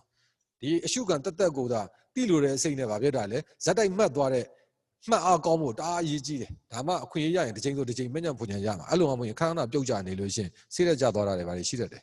ဒါပြီးတော့အဲ့ဒီအချိန်မှာကြံပန်စိတ်ကလည်းသူတော်ကောင်းတရားငါနဲ့မတန်ဘူးဆိုတာမျိုးတွေလည်းဝင်တတ်တယ်အဲ့ဒါမျိုးတွေဖြစ်မှာစိုးလို့အခုကလေးကဗာပြတာလေကိုမှတ်နေတဲ့အရှုခံရဲ့သဘောကိုသာစွတ်စိုက်ပြီးကျန်တာတွေကတော့ဒီလောက်ကြီးတိတ်နှလုံးမသွင်းနာကျင်တာတွေကအယံပြင်းထန်လုံးလို့ရင်ထဲကိုမိစားနဲ့ထိုးလို့ခံစားရတာကြောင့်ဒုက္ခဆင်းရဲတွေအယံဖြစ်နေတာကိုလည်းထင်ရှားတာခံစားရတယ်အဲ့ဒီအချိန်မှာစိတ်ကိုမှတ်ပြီးအဲ့လေးကိုတော့တဲ့စိတ်အဆူမတင်မီပဲသိုံပဲမှတ်လိုက်နိုင်ပါတယ်ဟုတ်ပါတယ်တချို့ဟာတွေကတော့ဒါလိုပဲဟိုလိုမှတ်တော့မှတ်လိုက်နိုင်သိသွားတာပဲချီကျင်တယ်ဆိုရင်သိသွားတာပဲရှိတာဘယ်မှတ်နိုင်ပါလဲဒီသဘောတွေရှိတယ်မှတ်နိုင်ရင်မမှတ်နိုင်တဲ့အခါသိတာသိဒါရတဲ့ကိစ္စမရှိဘူးအရေးကြီးတာအဲ့လိုအယံရုပ်ပြင်းထန်လို့ရှိရင်ရုပ်ကိုမှတ်နေတော့ဘာဖြစ်လို့လဲဆိုတော့ရုပ်တဲ့စိတ်ကထင်ရှားတယ်စိတ်ကိုမှတ်ပြီးစိတ်လျော့သွားရင်ရုပ်လည်းလျော့သွားတာပဲအချိန်တနာကြီးပြည့်သွားတော့ခြေတော်နာတာတွေလည်းလျော့သွားတာနဲ့ဖြုတ်မယ်လို့တော့ရုပ်တဲ့ခြေတော်ထက်ကချက်ချင်းပြန်လာနာတာနဲ့ဖြစ်တတ်ပါတယ်အဲ့ဒါအမှန်ကတော့ခန္ဓာကိုယ်ကတရားကိုဆက်မှတ်စေချင်တာပေါ့မဖြုတ်တော့ပဲဆက်မှတ်လိုက်တာနိုင်ဝက်နီးပါးလောက်နေတော့ပုံမှန်ဖြစ်သွားပါတယ်အဲ့ဒါအမှန်ပါပဲမဖြုတ်လို့များလို့ချင်းမဖြုတ်နဲ့ပေါ့ဘာဖြစ်လဲ15မိနစ်20လောက်ဆက်မှတ်လို့ဘာမှမဖြစ်ပါဘူးကိုကတရားတော်လိုချင်သေးတာပဲဥစ္စာပျောက်ပြီးထင်တာမပျောက်ပဲရုပ်တဲ့ပြန်လာတာကိုအဆိုးများတဲ့အနတ္တသဘောပဲလို့နှလုံးသွင်းဆင်ခြင်မိပါတယ်အင်းပေါ့ဒါတော့ဖြစ်တတ်ပါတယ်တပည့်တော်ရဲ့ဝေဒနာပေါ်မှတ်စိတ်နဲ့နှလုံးသွင်းမှုတွေကတရားလမ်းကြောင်းအမှန်ပေါ်ရှိနေပါလားဆိုတော့ဂရုထား လူနာတာဆုံးမလမ်းညွှန်ပြီးတော်မူပါဗျာရှိပါတယ်အခုဒီတိုင်းပဲမှတ်ပါအရေးကြီးတာဘာကိုပြောချင်တာလဲဆိုတော့ဟိုလိုပေါ့တမင်တက်ကြီးတာဟောဒါကြီးကအိဋ္ဌတရားကြီးပဲလို့အဲ့လိုအကြာကြီးနှလုံးမသွင်းရင်တော့ပါပြီဒီတိုင်းသာမှတ်ပါဒါအခုဒီတိုင်းသာနည်းနည်းကြိုးစားပြီးမှတ်မယ်ဒီယောဂီဒီနာနာကျင်နာနဲ့ပတ်သက်တဲ့အိဋ္ဌဒုက္ခအနတ္တကိုဒီစကံဘောရေပိုင်းအတွင်းမှာနေသိပါလိမ့်မယ်သိလာပါလိမ့်မယ်အခုဦးဇင်းပြောတဲ့အတိုင်းအခုလည်းနားနေမှာပါပဲနားနေမှာဆိုတော့အဲ့တော့ယောဂီအခုဒီရေပိုင်းမှာတကယ်တမ်းကိုယ့်အင်ကိုမှာအထုတ်ခွင့်ကရနေတယ်ဟိုတကယ်စကံဝင်တယ်လို့မျိုးလုံးနေခွင့်ရတယ်ဆိုရင်ယောဂီအနေနဲ့ဒီရေပိုင်းတွေမှာအသေးစိတ်အမူအရာပေါ့ထိုင်တာထတာကွေးတာဆန့်တာရေတောက်တာအဲ့ဒါလေးတွေကိုဗာလဲသတိထားပြီးတော့မလွတ်တမ်းပါလဲမှတ်ပေးလိုက်လို့ချင်းအခုဒီဝေနာကိုမှတ်တဲ့အခါမှာရှုွက်မှာသိကြလေးတွေတိုးပြီးတော့သိလာပါလိမ့်မယ်ဒီ2ရက်အတွင်းကိုသိလာလိုက်ဒီ2ရက်လောက်ကိုအသေးစိတ်အမူအရာနဲ့လည်းစူးစမ်းပြီးမှတ်လိုက်ပါနောက်ပါဒါပဲလားဆရာပြရိုးသေးစွာရှောက်ထားခွင့်ပြုပါဗျာတဲ့ဒါကတော့လက်ရင်းနဲ့ပေါ့ဖောင်းနဲ့ပိန်နဲ့ထိတယ်တိတယ်တွဲမှတ်နေရင်ပိန်နာကပျောက်သွားတယ်အဲ့တော့ဖောင်းထိတိပဲမှတ်လို့ရပါသလားဗျာရပါတယ်ပျောက်သွားတာပိန်နာပျောက်သွားလို့ရှိရင်တော့ပိန်နာကတော့ပျောက်တော့မဟုတ်ဘူးမထင်ရှားတာပေါ့အမှန်ကတော့မထင်ရှားရင်မမှတ်နဲ့လေထင်ရှားတာပဲမှတ်ရတယ်ထုံကျင်တာတွေပေါ်လာတော့ထိတိထုံကျင်လို့မှတ်ပါတယ်ဗျာဒီနေရာမှာတော့ဟောပေါ့ထိတိထုံကျင်ဆိုတာ၄ချက်အဲ့၄ချက်မှာထိတယ်ဆိုရင်ဘာသိတယ်လဲသိတယ်လို့မှတ်လိုက်တဲ့အချိန်မှာဘာကိုစူးစိုက်တယ်လဲဒါလေးတွေရေးကြည့်တယ်ဆိုလိုချင်တာကမြင်ကြနန်းစားဒါလို့မှတ်ဒါကလေးကိုတောင်ဘူးလူဆရာတော်ဘုရားကြီးဒီမှာတောအဆောက်တီတုန်းကတောကသွားတဲ့ကိုတော်တွေဆိုလို့ချင်းအဲ့လိုပဲဟာလေလှမ်းနေချတယ်ကြားတယ်မြင်နေသိတယ်ဒီလိုတွေပါမှတ်ရတာတွေရှိတယ်အဲ့တော့ဘာကိုပြောချင်တာလဲဆိုတော့တမာရီအားကောင်းလို့ချင်းတော့မှတ်တာတော့ကိုမှတ်နိုင်တယ်လို့မှတ်လေမြတ်စွာဘုရားတော်မှာလက်တစ်ဖြစ်မှာဂရေတသိန်းတောင်သိသေးတာပဲအဲ့တော့တို့ကဖျားမဟုတ်ပေမဲ့လက်တစ်ဖြစ်မှာဟုတ်လားအချက်150လည်းသိနိုင်တာပဲပြောချင်တဲ့သဘောကအဓိကဘာလဲဆိုတော့ကိုယ့်ရဲ့တမာဒီနဲ့ကိုက်ညီတဲ့ရှုမှတ်မှုမျိုးဖြစ်နေရကိုက2ချက်ပဲမှတ်နိုင်2ချက်ပဲမှတ်3ချက်မှတ်နိုင်3ချက်မှတ်4ချက်မှတ်နိုင်4ချက်မှတ်တခါတော့ဦးဇင်းတို့ကဟောတဲ့ကောင်ဖောင်းတဲ့ပိန်နဲ့ထိုင်နေထိတယ်မှတ်ဆိုတာနှစ်ခုစလုံးကိုမှတ်ခိုင်းတာမဟုတ်ဘူးဖောင်းပိန်ချင်းလည်းဖောင်းပိန်ထိုင်ထိဆိုလည်းထိုင်ထိပေါ့ကိုတမာရီကကောင်းသွားတဲ့ခါကျဖောင်းတဲ့ပိန်နဲ့ထိတယ်မှတ်ကြည့်ရတယ်ဆိုရင်မှတ်ရရင်အဲ့ဒါကိုပဲစိတ်ကလွဲလာဆိုဖောင်းတဲ့ပိန်နဲ့ထိုင်နေထိတယ်မှတ်4ချက်မှတ်အရှင်မအဲ့ဒါကိုပဲတပည့်တော်မှတ်နိုင်နေသေးတယ်မှတ်နိုင်နေသေးတာဘာကိုပြောတာလဲဆိုတော့ဖောင်းနေပိန်နေဆိုပြီးတော့ပြန်မဖောင်းခင်မှာထိုင်နေထိတယ်လို့မှတ်နိုင်တာအဲ့ထိတယ်လို့မှတ်ပြီးမှပြန်ဖောင်းတာဟောအဲ့တော့ဖောင်းတာနဲ့ကိုယ်နဲ့ကိုက်နေရမယ်အဲ့လိုမဟုတ်ဘဲနဲ့ဖောင်းနေပိန်နေဆိုရင်ထိုင်နေထိတယ်မှတ်နေချိန်မှာဟိုမှာဖောင်းနေပြီဆိုရင်အသွားပြီအဲ့ဒါဆိုရင်အဲ့လိုတွဲမှတ်နေတော့ဒါကိုပြောတာအဲ့ဒါလေးဒါယူဆမှားတယ်လို့ပြောတာတချို့ကဘယ်လိုလဲဆိုတော့ဖောင်းနေပိန်နေထိုင်နေထိတယ်ဖောင်းနေပိန်နေထိုင်နေထိတယ်ဖောင်းနေပိန်နေထိုင်နေအဲ့လိုထိုင်ရွတ်နေတဲ့ယောဂီရှိတယ်ဒါဦးဇင်းတို့ကအခုဒါဒီလိုမေးမှဦးဇင်းတို့ကလည်းပြောဖို့သတိရတာနှုတ်ဝင်သတိမရအောင်အဲ့လိုမျိုးစကားလုံးကိုရွတ်နေရမှာမဟုတ်ဘူးဖောင်းနေပိန်နေဆိုလည်းဖောင်းနေပိန်နေတာမှတ်နေလှုပ်ရှားတဲ့သဘောပိုင်ပိုင်နေသိနေရမယ်ဘယ်လိုလှုပ်တာလဲလှုပ်တဲ့သုံးကလေးတာလေးတွေတင်းတာလေးတွေဘယ်လိုပါတယ်ပိန်နာဆုံးသွားရင်ဘာထင်ရှားတယ်ဗျာဖောင်းတာဆိုရင်ဘာထင်ရှားတယ်ဗျာဂျားထဲမှာကျတော့ဘာထင်ရှားနေတယ်ဗျာဘာတော့မထင်ရှားဘူးဗျာအစသဖြင့်ဒီလိုပိုင်ပိုင်နေသိအောင်မှတ်နေဖောင်းနေပိန်နေပဲမှတ်နေအဲ့လိုမှတ်နေနေဖောင်းတယ်လို့တစ်ချက်ဆိုယုံနေတယ်ဖောင်းတာကမဆုံးသေးဘူးပိန်တယ်လို့တစ်ချက်ဆိုနေတယ်ပိန်တာမဆုံးသေးဘူးဆိုရင်စိတ်ကဘာဖြစ်တာလဲအချိန်ရတယ်လို့ဖြစ်အဲ့ဒီအနေအထားမျိုးမှာကျတော့ဘာဖြစ်လဲထက်ပြီးတော့ဖောင်းတယ်မှတ်ချက်လေးတိုးပေးလိုက်ပိန်နေမှတ်ချက်လေးတိုးပေးလိုက်အဲ့ဖြည်းနဲ့ပိန်သွားရောချက်ချင်းပြန်မဖောင်းဘူးအရှုခံတိမ်မွေ့လာပြီဆိုရင်တမာရီအားကောင်းလာပြီဆိုရင်အရှုခံတွေကဘာဖြစ်တာလဲတိမ်မွေ့လာတဲ့အခါမှာဖောင်းတယ်ဆိုပြီးဆုံးသွားပြီလေးသွားပြီနောက်ဆုံးဘာလဲဆိုတော့ဘာမှမလုပ်ဟိုလိုပေါ့အသက်မရှိတော့ဘဲနဲ့ရက်သွားသလိုလေးတောင်ဖြစ်အဲ့လိုဖြစ်နေတဲ့အချိန်မျိုးလေးမှာစိတ်ကအမှန်တမ်းမြန်တယ်အဲ့စဉ်းစားချိန်ရဘာဖြစ်သွားတာလဲဘလို့ဖြစ်သွားတာလဲဒါဟုတ်မဟုတ်ရလားဒါမျိုးတွေလာမှာဆိုလို့အဲ့ထိတယ်လို့မှတ်လိုက်ဒါကိုပြောတာအဲ့လိုထိတယ်လို့မှတ်ပြီးတာနဲ့ဒီကဖောင်းတာနဲ့ကိုက်နေတော့ဖောင်းတယ်ပိန်တယ်ထိတယ်ဖောင်းတယ်ပိန်တယ်ထိတယ်အဲ့ဒါကိုပဲမှတ်နေနေထိတယ်လို့မှတ်တာကိုပဲဘာဖြစ်တာလဲမဖောင်းသေးဘူးပြန်ပြီးတော့အဲ့ကြတော့ဗာလဲထိုင်တယ်ထိတယ်ဖောင်းတယ်ပိန်တယ်ထိုင်တယ်ထိတယ်ပြန်ဖောင်းတာနဲ့ကိုက်နေရဖောင်းတယ်ပိန်တယ်ထိုင်တယ်ထိတယ်ပြန်ဖောင်းတာနဲ့ကိုက်နေထိုင်တယ်ထိတယ်ကိုမှတ်ချင်တယ်ဆိုတော့ဖောင်းတယ်ပိန်တယ်အဲ့လိုအမြန်ဆိုလို့ရှိရင်မှားတယ်ဒါအဲ့လိုအမြန်ဆိုရင်တော့အဆိုးပေါ်တင်တာပဲအဲကြောင့်လေအခုဒီမှာဖောင်းထိတိပဲမှတ်တယ်လို့ပြောတဲ့အတွက်ဟုတ်လားဒီမှာထိတိထုံကျင်လို့မှတ်လို့ရပါသလားလို့မေးထားတဲ့အတွက်ဆက်မှတ်ပါတယ်လို့ပြောထားတဲ့အတွက်မှတ်လို့ရပါတယ်အရေးကြီးတာကထိတိထုံကြည်ဆိုတဲ့နေရာမှာထိတယ်လို့မှတ်တိုင်းသိတယ်လို့မှတ်တိုင်းထုံတယ်လို့မှတ်တိုင်းကျင်တယ်လို့မှတ်တိုင်းအဲ့ဒီမှာဖြစ်နေတဲ့သဘောတော့သိရပါတယ်အဲ့ဒါတွေကိုဘာဖြစ်တာလဲသွားရောလို့မရဘူးစိုးနေဆိုရင်တော့အဆိုးပေါ်တင်တင်မယ်ဆက်မှတ်ပါတယ်ဗျာကြည်လဲကြည်နေပါတယ်တဲ့မခံမရနိုင်အောင်နာတာလဲသိနေတယ်ခြေဘဝကနေဒုစရိုက်အထိဖြစ်နေတာပါဗျာအဲ့ဒီမှာခြေပေါ်ကနေဒုစရိုက်ထိဆိုတာဦးစင်းကိုတရားလျှောက်တဲ့အချိန်မှာသာနားလည်အောင်ပြောရမှာတကယ်ရှုမှတ်တဲ့အခါကျတော့ခြေပေါ်ကနေဒုစရိုက်ထိအကုန်လုံးကိုမကြည့်နဲ့အဲ့ဒီထဲမှာအနာဆုံးထင်ရှားတဲ့နေရာတနေရာပဲစိုက်ကြည့်နှုံးမလို့ရှိရင်ဒူအောင်ကြီးတစ်ခုလုံးကနားတယ်ဆိုရင်ဟိုပင်ပုံမှန်တဲ့ကိုစိတ်ကပိုးနာတယ်လို့ဖြစ်လာတယ်မဟုတ်ဘူးတကယ်တမ်းကျတရားဆုစိုက်ရင်နာတာကသေးသေးလေးပဲရှင်းပြောရလို့ရှိရင်တမာရီကမကောင်းရင်ကြက်ပြားစည်းလောက်ပဲရှိတယ်တမာရီကကောင်းရင်အထထောက်စာပဲရှိတယ် တကယ်တမ်းနာတာဒါကြောင့်မလို့ပုံတရံကြီးကိုတိတ်အာရုံမပြုနဲ့ဦးစင်းကိုရှောက်တဲ့ခါမှာတော့ဒီလိုရှောက်အောင်တကယ်တမ်းရှုမှတ်တဲ့အချိန်မှာအဲ့ဒီဒူအောင်ကြီးတစ်ခုလုံးကိုခြုံကြည့်တာမျိုးမလုပ်နဲ့အဲ့ဒီတမှာဘယ်နေရာအနာဆုံးလဲအနာဆုံးကိုစုစိုက်ပြီးမှတ်ပြီအဲ့ဒါရေးကြည့်အဲ့ဒါမှပုံစံပေါ်မတင်တာနှုတ်မရင်ပုံစံပေါ်သွားတင်တယ်သွားတင်တဲ့အခါခြေတော်ကြီးချောင်းလုံးကနားနေတာငါတော့လေပြတ်တော့မှထင်ပါတယ်ဆိုတော့စိုးရင်စိတ်တွေကပို့ပြီးတော့ဗာလဲဟိုမီးလောင်အောင်လေပင်လုတ်တတ်တယ်အဲ့ကြတော့တကြီးကမမှတ်နိုင်တော့ဘူးပေါ့မမှတ်နိုင်တော့ဝေနာအနေစဝေနာတို့ကမသိဘူးပေါ့မသိတော့ထိုင်တိုင်းဖြစ်တာပေါ့ထိုင်တိုင်းဖြစ်တော့စိတ်ညစ်တာပေါ့စိတ်ညစ်တော့ဗာဖြစ်တယ်တောင်းတောင်းတရားမထိုင်ကျင်တော့ဘူးပေါ့ဗျာဒါပါပဲမကန်များနိုင်အောင်နာတာလည်းသိနေပါတယ်ခြေဝါးနေဒူးစစ်တိဖြစ်နေပါတယ်ဗျာအဲ့ဒီအတီးကဖောင်းလိုက်ပိန်လိုက်ခြေလုံးတစ်ခုလုံးခံစားနေရပါတယ်ဘူစီပေါင်းကိုလေမုတ်သွင်းတယ်လို့ပဲအဲ့ဒီနေရာမှာလည်းတကယ်ရှုမှတ်တဲ့အချိန်မှာဘူစီပေါင်းကိုလေမုတ်သွင်းလို့မြင်နေမှတ်ပြလိုက်ဒါမှမဟုတ်ဘူစီပေါင်းကိုလေမုတ်သွင်းတဲ့ချိန်မှာဘာဖြစ်သွားလဲပေါ့တက်သွားတာမဟုတ်လားပေါ့တက်သွားတော့သိရင်သိတယ်မှတ်ပြလိုက်အဲ့ဒါရေးကြည့်တယ်စူးစိုက်မှတ်ရင်းနဲ့တဖြည်းဖြည်းရော့လာတာမှအသားတွေကတုံးပြီးမှလုံးဝပျောက်သွားပါတယ်ဗျာအဓိကပျောက်သွားတော့ကျန်တာမှတ်လိုက်ပေါ့အတွေးမနေနဲ့တုံတာတို့လှုပ်တာတို့ကတော့ဒါကတော့ဖောက်ပြန်တဲ့သဘောတွေပဲသူကသူတုံရင်လဲတုံမယ်လှုပ်ကျင်လဲလှုပ်မယ်အရေးကြီးတာစေရေးထားပြီးတော့သာမှတ်ပါဒီတော့သိကျင်တာကယုံတဲ့စိတ်ကိုတွဲမှတ်ရမှာအစီအစဉ်မကြလဲရပါတယ်လေဗျာခုနကဦးစင်ပြောသွားတဲ့ထဲမှာထိုက်တော့ပါသွားပြီအရေးကြီးတာရှုမှတ်တဲ့အခါမှာအစီအစဉ်ကြတယ်မကြဘူးဆိုတာကပစ္စုပန်တက်တဲ့သိရင်အစီအစဉ်ကြတာပဲပစ္စုပန်တက်တဲ့မသိရင်ဒါအစီအစဉ်မကြဘူးအတွေးနှောက်ယှက်နေပြီပဲဒါမလို့မှတ်တာကတော့ရုပ်ကြီးပဲမှတ်နာမ်ကြီးပဲမှတ်ယုံတဲ့နာမ်ပဲတွဲမှတ်ဘလို့တွဲလှုပ်အရေးကြီးတာကပစ္စုပန်တက်တဲ့ပါလဲသိနေရမယ်မှတ်လိုက်တိုင်းမှာမှတ်လိုက်တဲ့အရှုခံရဲ့သဘောပါလဲသိရမယ်မသိဘဲနဲ့စိုးနေအစိုးပေါ်တင်တာပဲဒါကြောင့်အဲ့ဒီအတွက်ကဘာမှတန်တာမရှိနဲ့ကိုခုနကဘယ်လိုထင်ရှားတာကိုတော့ကိုမှတ်နိုင်တဲ့လောက်တာမှတ်အဲ့ဒါဆိုရင်မှားတာအကြောင်းပါလဲမရှိဘူးမှတ်တာတော့ယုံတဲ့စိတ်ပဲတွဲမှတ်စိတ်နဲ့စိတ်ပဲမှတ်ရုပ်ချင်းမှတ်လှုပ်တယ်ဖောင်းတဲ့ပိန်နဲ့ထိတယ်ဆိုတော့ရုပ်ချင်းမှတ်တာပဲဖောင်းတဲ့ပိန်နဲ့ဆိုရင်လှုပ်တယ်ထိတယ်ဆိုရင်ပြောတယ်မှာတဲ့သဘောရှိတယ်အဲ့တော့လှုပ်တာနဲ့ပြောတာမှာနဲ့ရုပ်ချင်းတွဲမှတ်တာပဲရတာပဲအဲ့လိုမှမဟုတ်ဘဲနဲ့နားတယ်သိတယ်ဒါမခံတာတော့သိတာတခါလေကြာရင်နာတာလည်းနာမခံတာလည်းမခံတာနှုတ်ကလုံးကထင်ရှားတယ်တမာရီကကောင်းလာရင်ထင်ရှားတာတွေကများလာတယ်များလာလို့ချင်းဟိုအမှတ်မလို့ဒီအမှတ်မလို့စိတ်ကမောလာတတ်တယ်အဲ့လိုဖြစ်မှာဆိုလို့ထင်ရှားတာတစ်ခုပဲမှတ်နေရင်လည်းနောက်တစ်ခုကထင်ရှားလာလို့ချင်းမှတ်ဖက်ကိုမနေနိုင်လောက်အောင်ပေါ်လာလိမ့်မယ်အဲ့ကြတွဲမှတ်လိုက်ပြီးတာပ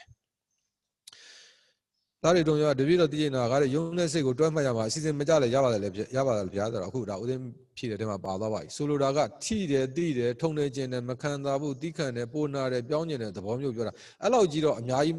မမှတ်နဲ့ပေါ့အဲ့လိုကြီးအများကြီးမှတ်လိုက်လို့ရှိရင်ဘယ်လိုလဲဆိုတော့အခုပဲလေယောဂီရေးထားတဲ့အတိုင်းထိတယ်သိတယ်ထုံနေခြင်းတယ်မခံတာဘူးတိခံတယ်ပိုနာတယ်ပြောင်းကျင်တယ်အစီအစဉ်ကြအောင်မှတ်ဖို့တော့မလွယ်ဘူးဒီဟာကိုအစီအစဉ်ကြဖို့စိတ်ကဗာလဲကြောင်းကြနေရတာနဲ့ပြစ္ဆုတ်ပန်တဲ့သဘောပေါ်ဗာလဲမစူးစိုက်နိုင်တော့အဲ့ကိုသိသလောက်ပေါ့ဒါတွေကတော့ဖြစ်တာတွေကတော့ဖြစ်တာပဲခုနကဦးစင်းပြောသလိုပဲစွန်စားတဲ့အခါမှာဝါတယ်တစ်ချက်ပဲမှတ်တာပဲသိတာကခြူတာလည်းသိတာပဲငနာလည်းသိတာပဲဆက်တာလည်းသိတာပဲလှုပ်ရှားနေရလည်းသိတာပဲယိုစီးနေရလည်းသိတာတောသားချင်းသိတယ်မာတာလည်းသိတာပဲသိတာတွေအကုန်လုံးလိုက်မှတ်စားမလို့ထင်ရှားတာတခုကိုမှတ်လိုက်ပြီးကျန်တာတွေသိသွားရင်ဒါအကုန်အတူတူပဲအဲ့လိုသာမှတ်ပါသဘောမျိုးပြောတာပါဗျာကျေးဇူးတင်စွာနဲ့ဥခိုက်ပါတယ်ဒါဖြည့်ပြီးโอเคနောက်ကပါရှိသေးယူသေးသာ6ပါးပါဗျာတရားထိုင်စဉ်ပေါက်ဖောက်တဲ့ကဲ့သို့တဲ့တဏှာကတဲ့အောင့်လိုက်နောက်တဏှာကအောင့်လိုက်နဲ့ဖြစ်လာပါတယ်တဲ့ထို့နောက်တဲ့ကြောမှာချမ်းစိမ့်ဖြစ်လာပြီးစက်သိမ်းထပါတယ်အဲ့တော့စက်သိမ်းထတယ်ချမ်းစိမ့်ဖြစ်တယ်ဆိုတဲ့အနေအထားမျိုးတွေကဟိုလိုကိုကရှုမှတ်နေရင်နဲ့ရှုမှတ်လို့ကောင်းပြီးဖြစ်တယ်ဆိုရင်တော့ပီတိကြောင့်ဖြစ်တာတွေရှိတယ်အဲ့လိုမှမဟုတ်လို့ကျင်တော့ယာတိလူကြောင့်လည်းဖြစ်မှာပေါ့ခန္ဓာကိုယ်ကြောင့်လည်းဖြစ်မှာပေါ့ဘာမှမရှုမှတ်ဘဲနဲ့ဖြစ်လာတာတော့ရုပ်ဖောက်ပြန်တာပေါ့ပြီးတော့တကူလုံးငြိမ်ကြသွားပြီးစိတ်ကလည်းတည်ငြိမ်နေပါတယ်အဲဒါဆိုရင်တော့တမာရီကြောင့်ဖြစ်ဖို့များတာပေါ့လေထို့နောက်တဲ့ပြန်ကောင်းလာပါတယ်တဲ့အဲ့တော့ပြန်မကောင်းခင်မှာအဲ့လိုငြိမ်ကြသွားတဲ့အခါမှာမှတ်ပုံမှတ်နေမပါတဲ့အတွက်ဦးဇင်းကဘာမှမပြောနိုင်ဘူးဒါပေမဲ့ဒီနေရာမှာတစ်ခါလည်းပြောလိုက်တာအဲ့လိုတကူလုံးငြိမ်ကြသွားတဲ့စိတ်ကလည်းတည်ငြိမ်နေအဲ့ဒါကိုသိတယ်အေးတယ်ငြိမ်တယ်ဒီလိုဇက်တိုက်မှတ်ပေးပါမှတ်လို့ရှိရင်အဲ့ဒါဘာလဲဆိုတော့ဒီဒုက္ခဝေဒနာတွေတင်သွားလိမ့်မယ်ဒါကိုပဲတရားရပြီလို့တချို့ဆိုရင်ထင်တတ်တာတွေရှိတယ်ဒါကြောင့်မလို့အဓိကဘာလဲဆိုတော့အဲ့လိုဖြစ်သွားတဲ့အချိန်မှာမှတ်တာလေးကိုထည့်လျှောက်ရင်ပိုကောင်းတယ်မှတ်တာကိုထည့်မလျှောက်တဲ့အတွက်ဦးဇင်းကဒါလိုအပ်တယ်ထင်လို့ပြောလိုက်တာပါနော်ထို့နောက်ပြန်ကောင်းလာပါတယ်တခါတရံရုပ်နဲ့နံကွဲပြီးအဲ့ဒီနေရာမှာဘလို့ပေါ်လာပြီးဘလို့မှတ်လို့ဘလို့သိလိုက်တာကိုကွဲတာလဲလို့အဲ့လိုမျိုးထည့်လျှောက်လိုက်ရင်တော့ဦးဇင်းတော့ပို့ပြီးတော့နည်းနည်းအသေးစိတ်ရှင်းပြနိုင်တာပေါ့လေဘာကြောင့်လဲဆိုတော့ဟိုလိုရုပ်နံကွဲတာကိုတတ်မှတ်ချက်မှားသွားမှာဆိုလို့တခါတည်းရုပ်နဲ့နံကွဲပြီးတဲ့ရူပခန္ဓာနာကျင်နေသောဝေဒနာခန္ဓာလေကိုရှုသွင်းကျင်သောဝိညာဉ်နဲ့ခန္ဓာရှုခြင်းစိတ်ကိုမှတ်နေသောတင်ညက်ခန္ဓာတို့ပေါ်လာပါတယ်ဒါကသူတော်ကောင်းဒါအခုဒီယောဂီဒါစဉ်းစားပြီးပြောတာတကယ်လက်တွေ့မှာအဲ့လိုမျိုးအသေးစိတ်သိဖို့မလွယ်ဘူး ဟုတ်လားအခုဒါဘာလို့ဆိုလိုချင်တာလဲဆိုတော့ဦးဇင်းဆက်မှတ်လိုက်အောင်ဆက်ဖတ်ကြည့်လိုက်မယ်လေဝမ်းသာဝမ်းနဲ့ဝိညာဉ်နဲ့ခန္ဓာလည်းပေါ်လာပါတယ်ဗျာတဲ့တရားထိုင်ရင်ခဏခဏဖြစ်ပါတယ်ဘယ်လိုဆက်ရှုမှတ်မှာလဲယောဂီကအတွေးနဲ့အလုံးနဲ့ရောနေပါတယ်အဲ့တော့ဘယ်လိုမှလုံးစားမလို့ပါဘူးအဓိကပြောတဲ့အခါတခါတည်းရုပ်နာကွဲပြောရူပခန္ဓာဝိညာဉ်ခန္ဓာလေဝရှုသိနေတာဝိညာဉ်ဒါတွေအကုန်လုံးကတပိုင်းတည်းဖြစ်တာမဟုတ်ဘူးလေတခုမှတခုဖြစ်တာပဲသို့တော်လည်းခုနကပြောလို့ပေါ့ကိုကစဉ်းစားပြီးပြောတဲ့အခါမှာတော့ဒါတွေအကုန်လုံးကိုပြောနိုင်ပြီမဲ့တကယ်တမ်းထိုင်တဲ့အချိန်မှာကျတော့ကိုသိမှတခုသိမှလေဟုတ်တယ်မို့လားအကုန်မှတ်လို့ရမှာတခုပဲမှတ်လို့ရမှာဖြစ်တယ်အဲ့တခုပဲမှတ်ဘာထင်ရှားလဲခန္ဓာ၅ပါးမှာခုနကပြောလို့ဖောက်ပြန်တဲ့သဘောထင်ကြရင်ဖောက်ပြန်တာကိုမှတ်သားတဲ့သဘောထင်ကြရင်မှတ်သားတာကိုဘာဖြစ်တာလဲမှတ်ယုံပဲဘလို့မှလုံးစားမလို့ပါဘူးစိတ်ထဲမှာဘယ်ဟာထင်ရှားလဲကိုယ့်ရဲ့စိတ်ကဘယ်ဘက်ကိုအရောက်များနေလဲအရောက်များနေတာဦးစားပေးမှတ်လိုက်ပြီးအကုန်ပါတာပဲဘာပေါ်လာသမျှအကုန်လုံးကိုလိုက်မှတ်လို့မရဘူးလေဘာကြောင့်လဲဆိုတော့ခန္ဓာကိုယ်မှာပေါ်တာတွေကနဲတာမှမဟုတ်တာအဓိကဘာလဲဆိုတော့စဉ်းစားပြီးပြောလို့ရှင်တော့အကုန်လုံးသိတာပေါ့ဒါအဓိကတရားဆိုတာကစဉ်းစားပြီးသိရမှာမဟုတ်ဘူး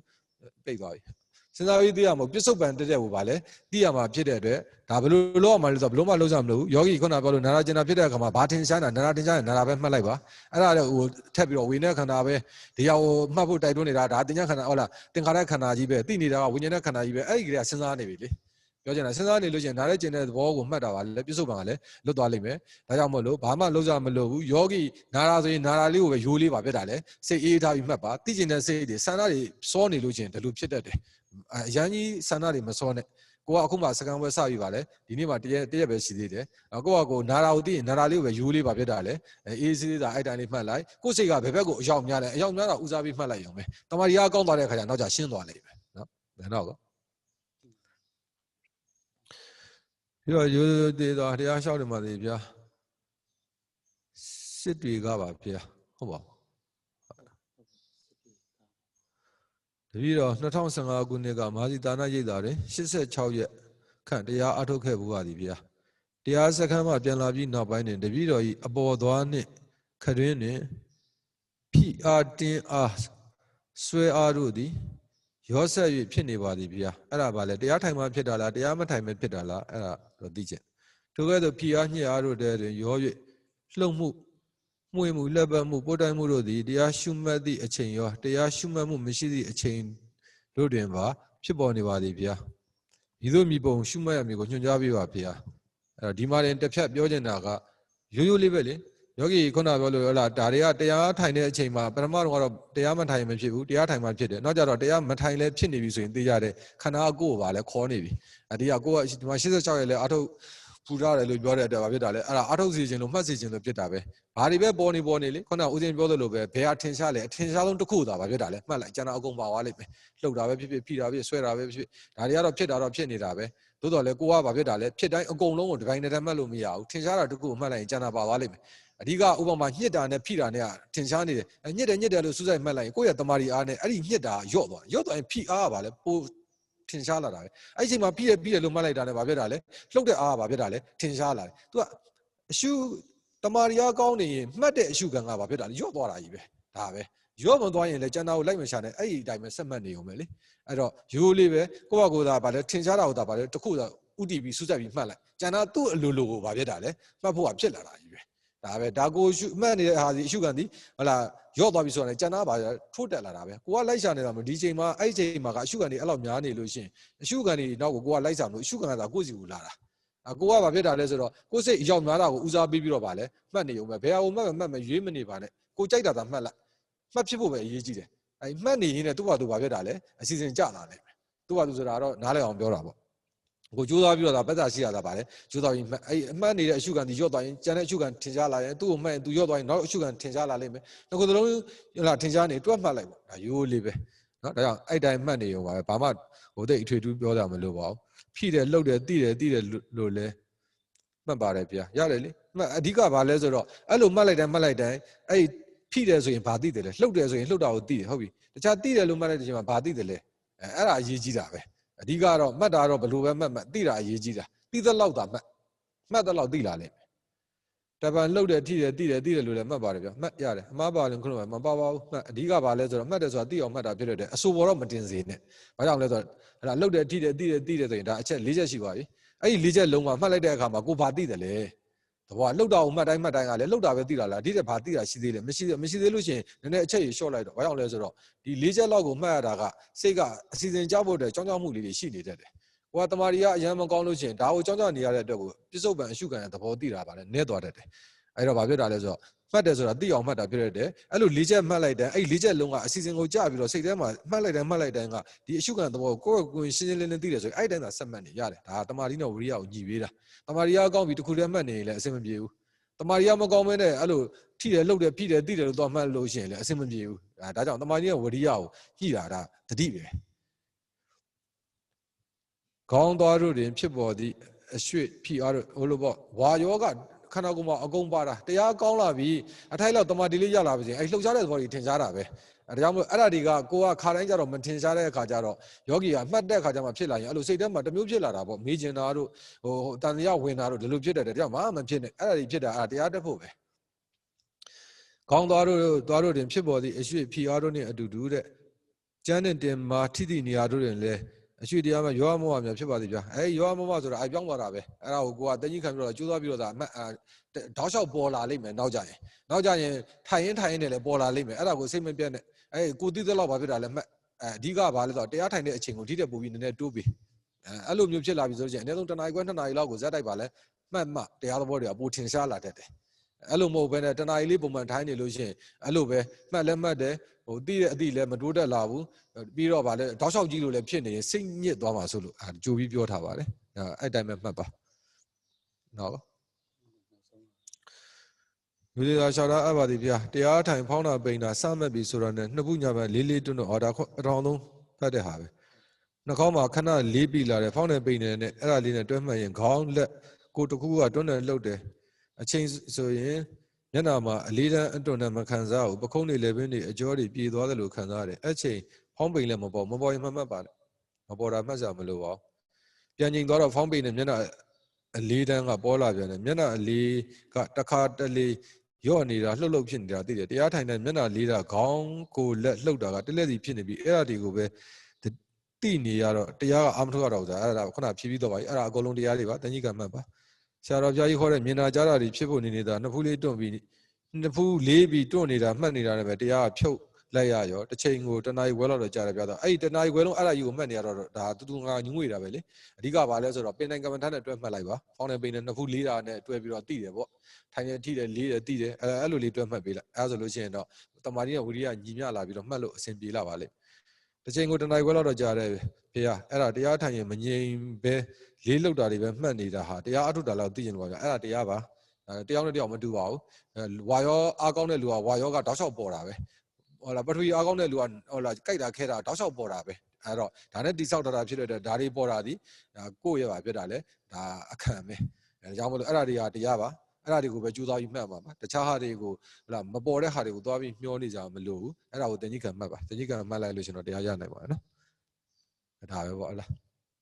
အဲ့ဒါလို့ချင်းဒီအခုပါလေတို့7နှစ်ခွဲ1ခွဲဆိုတော့ဟိုမှာ2နာရီခွဲဟုတ်တယ်မလား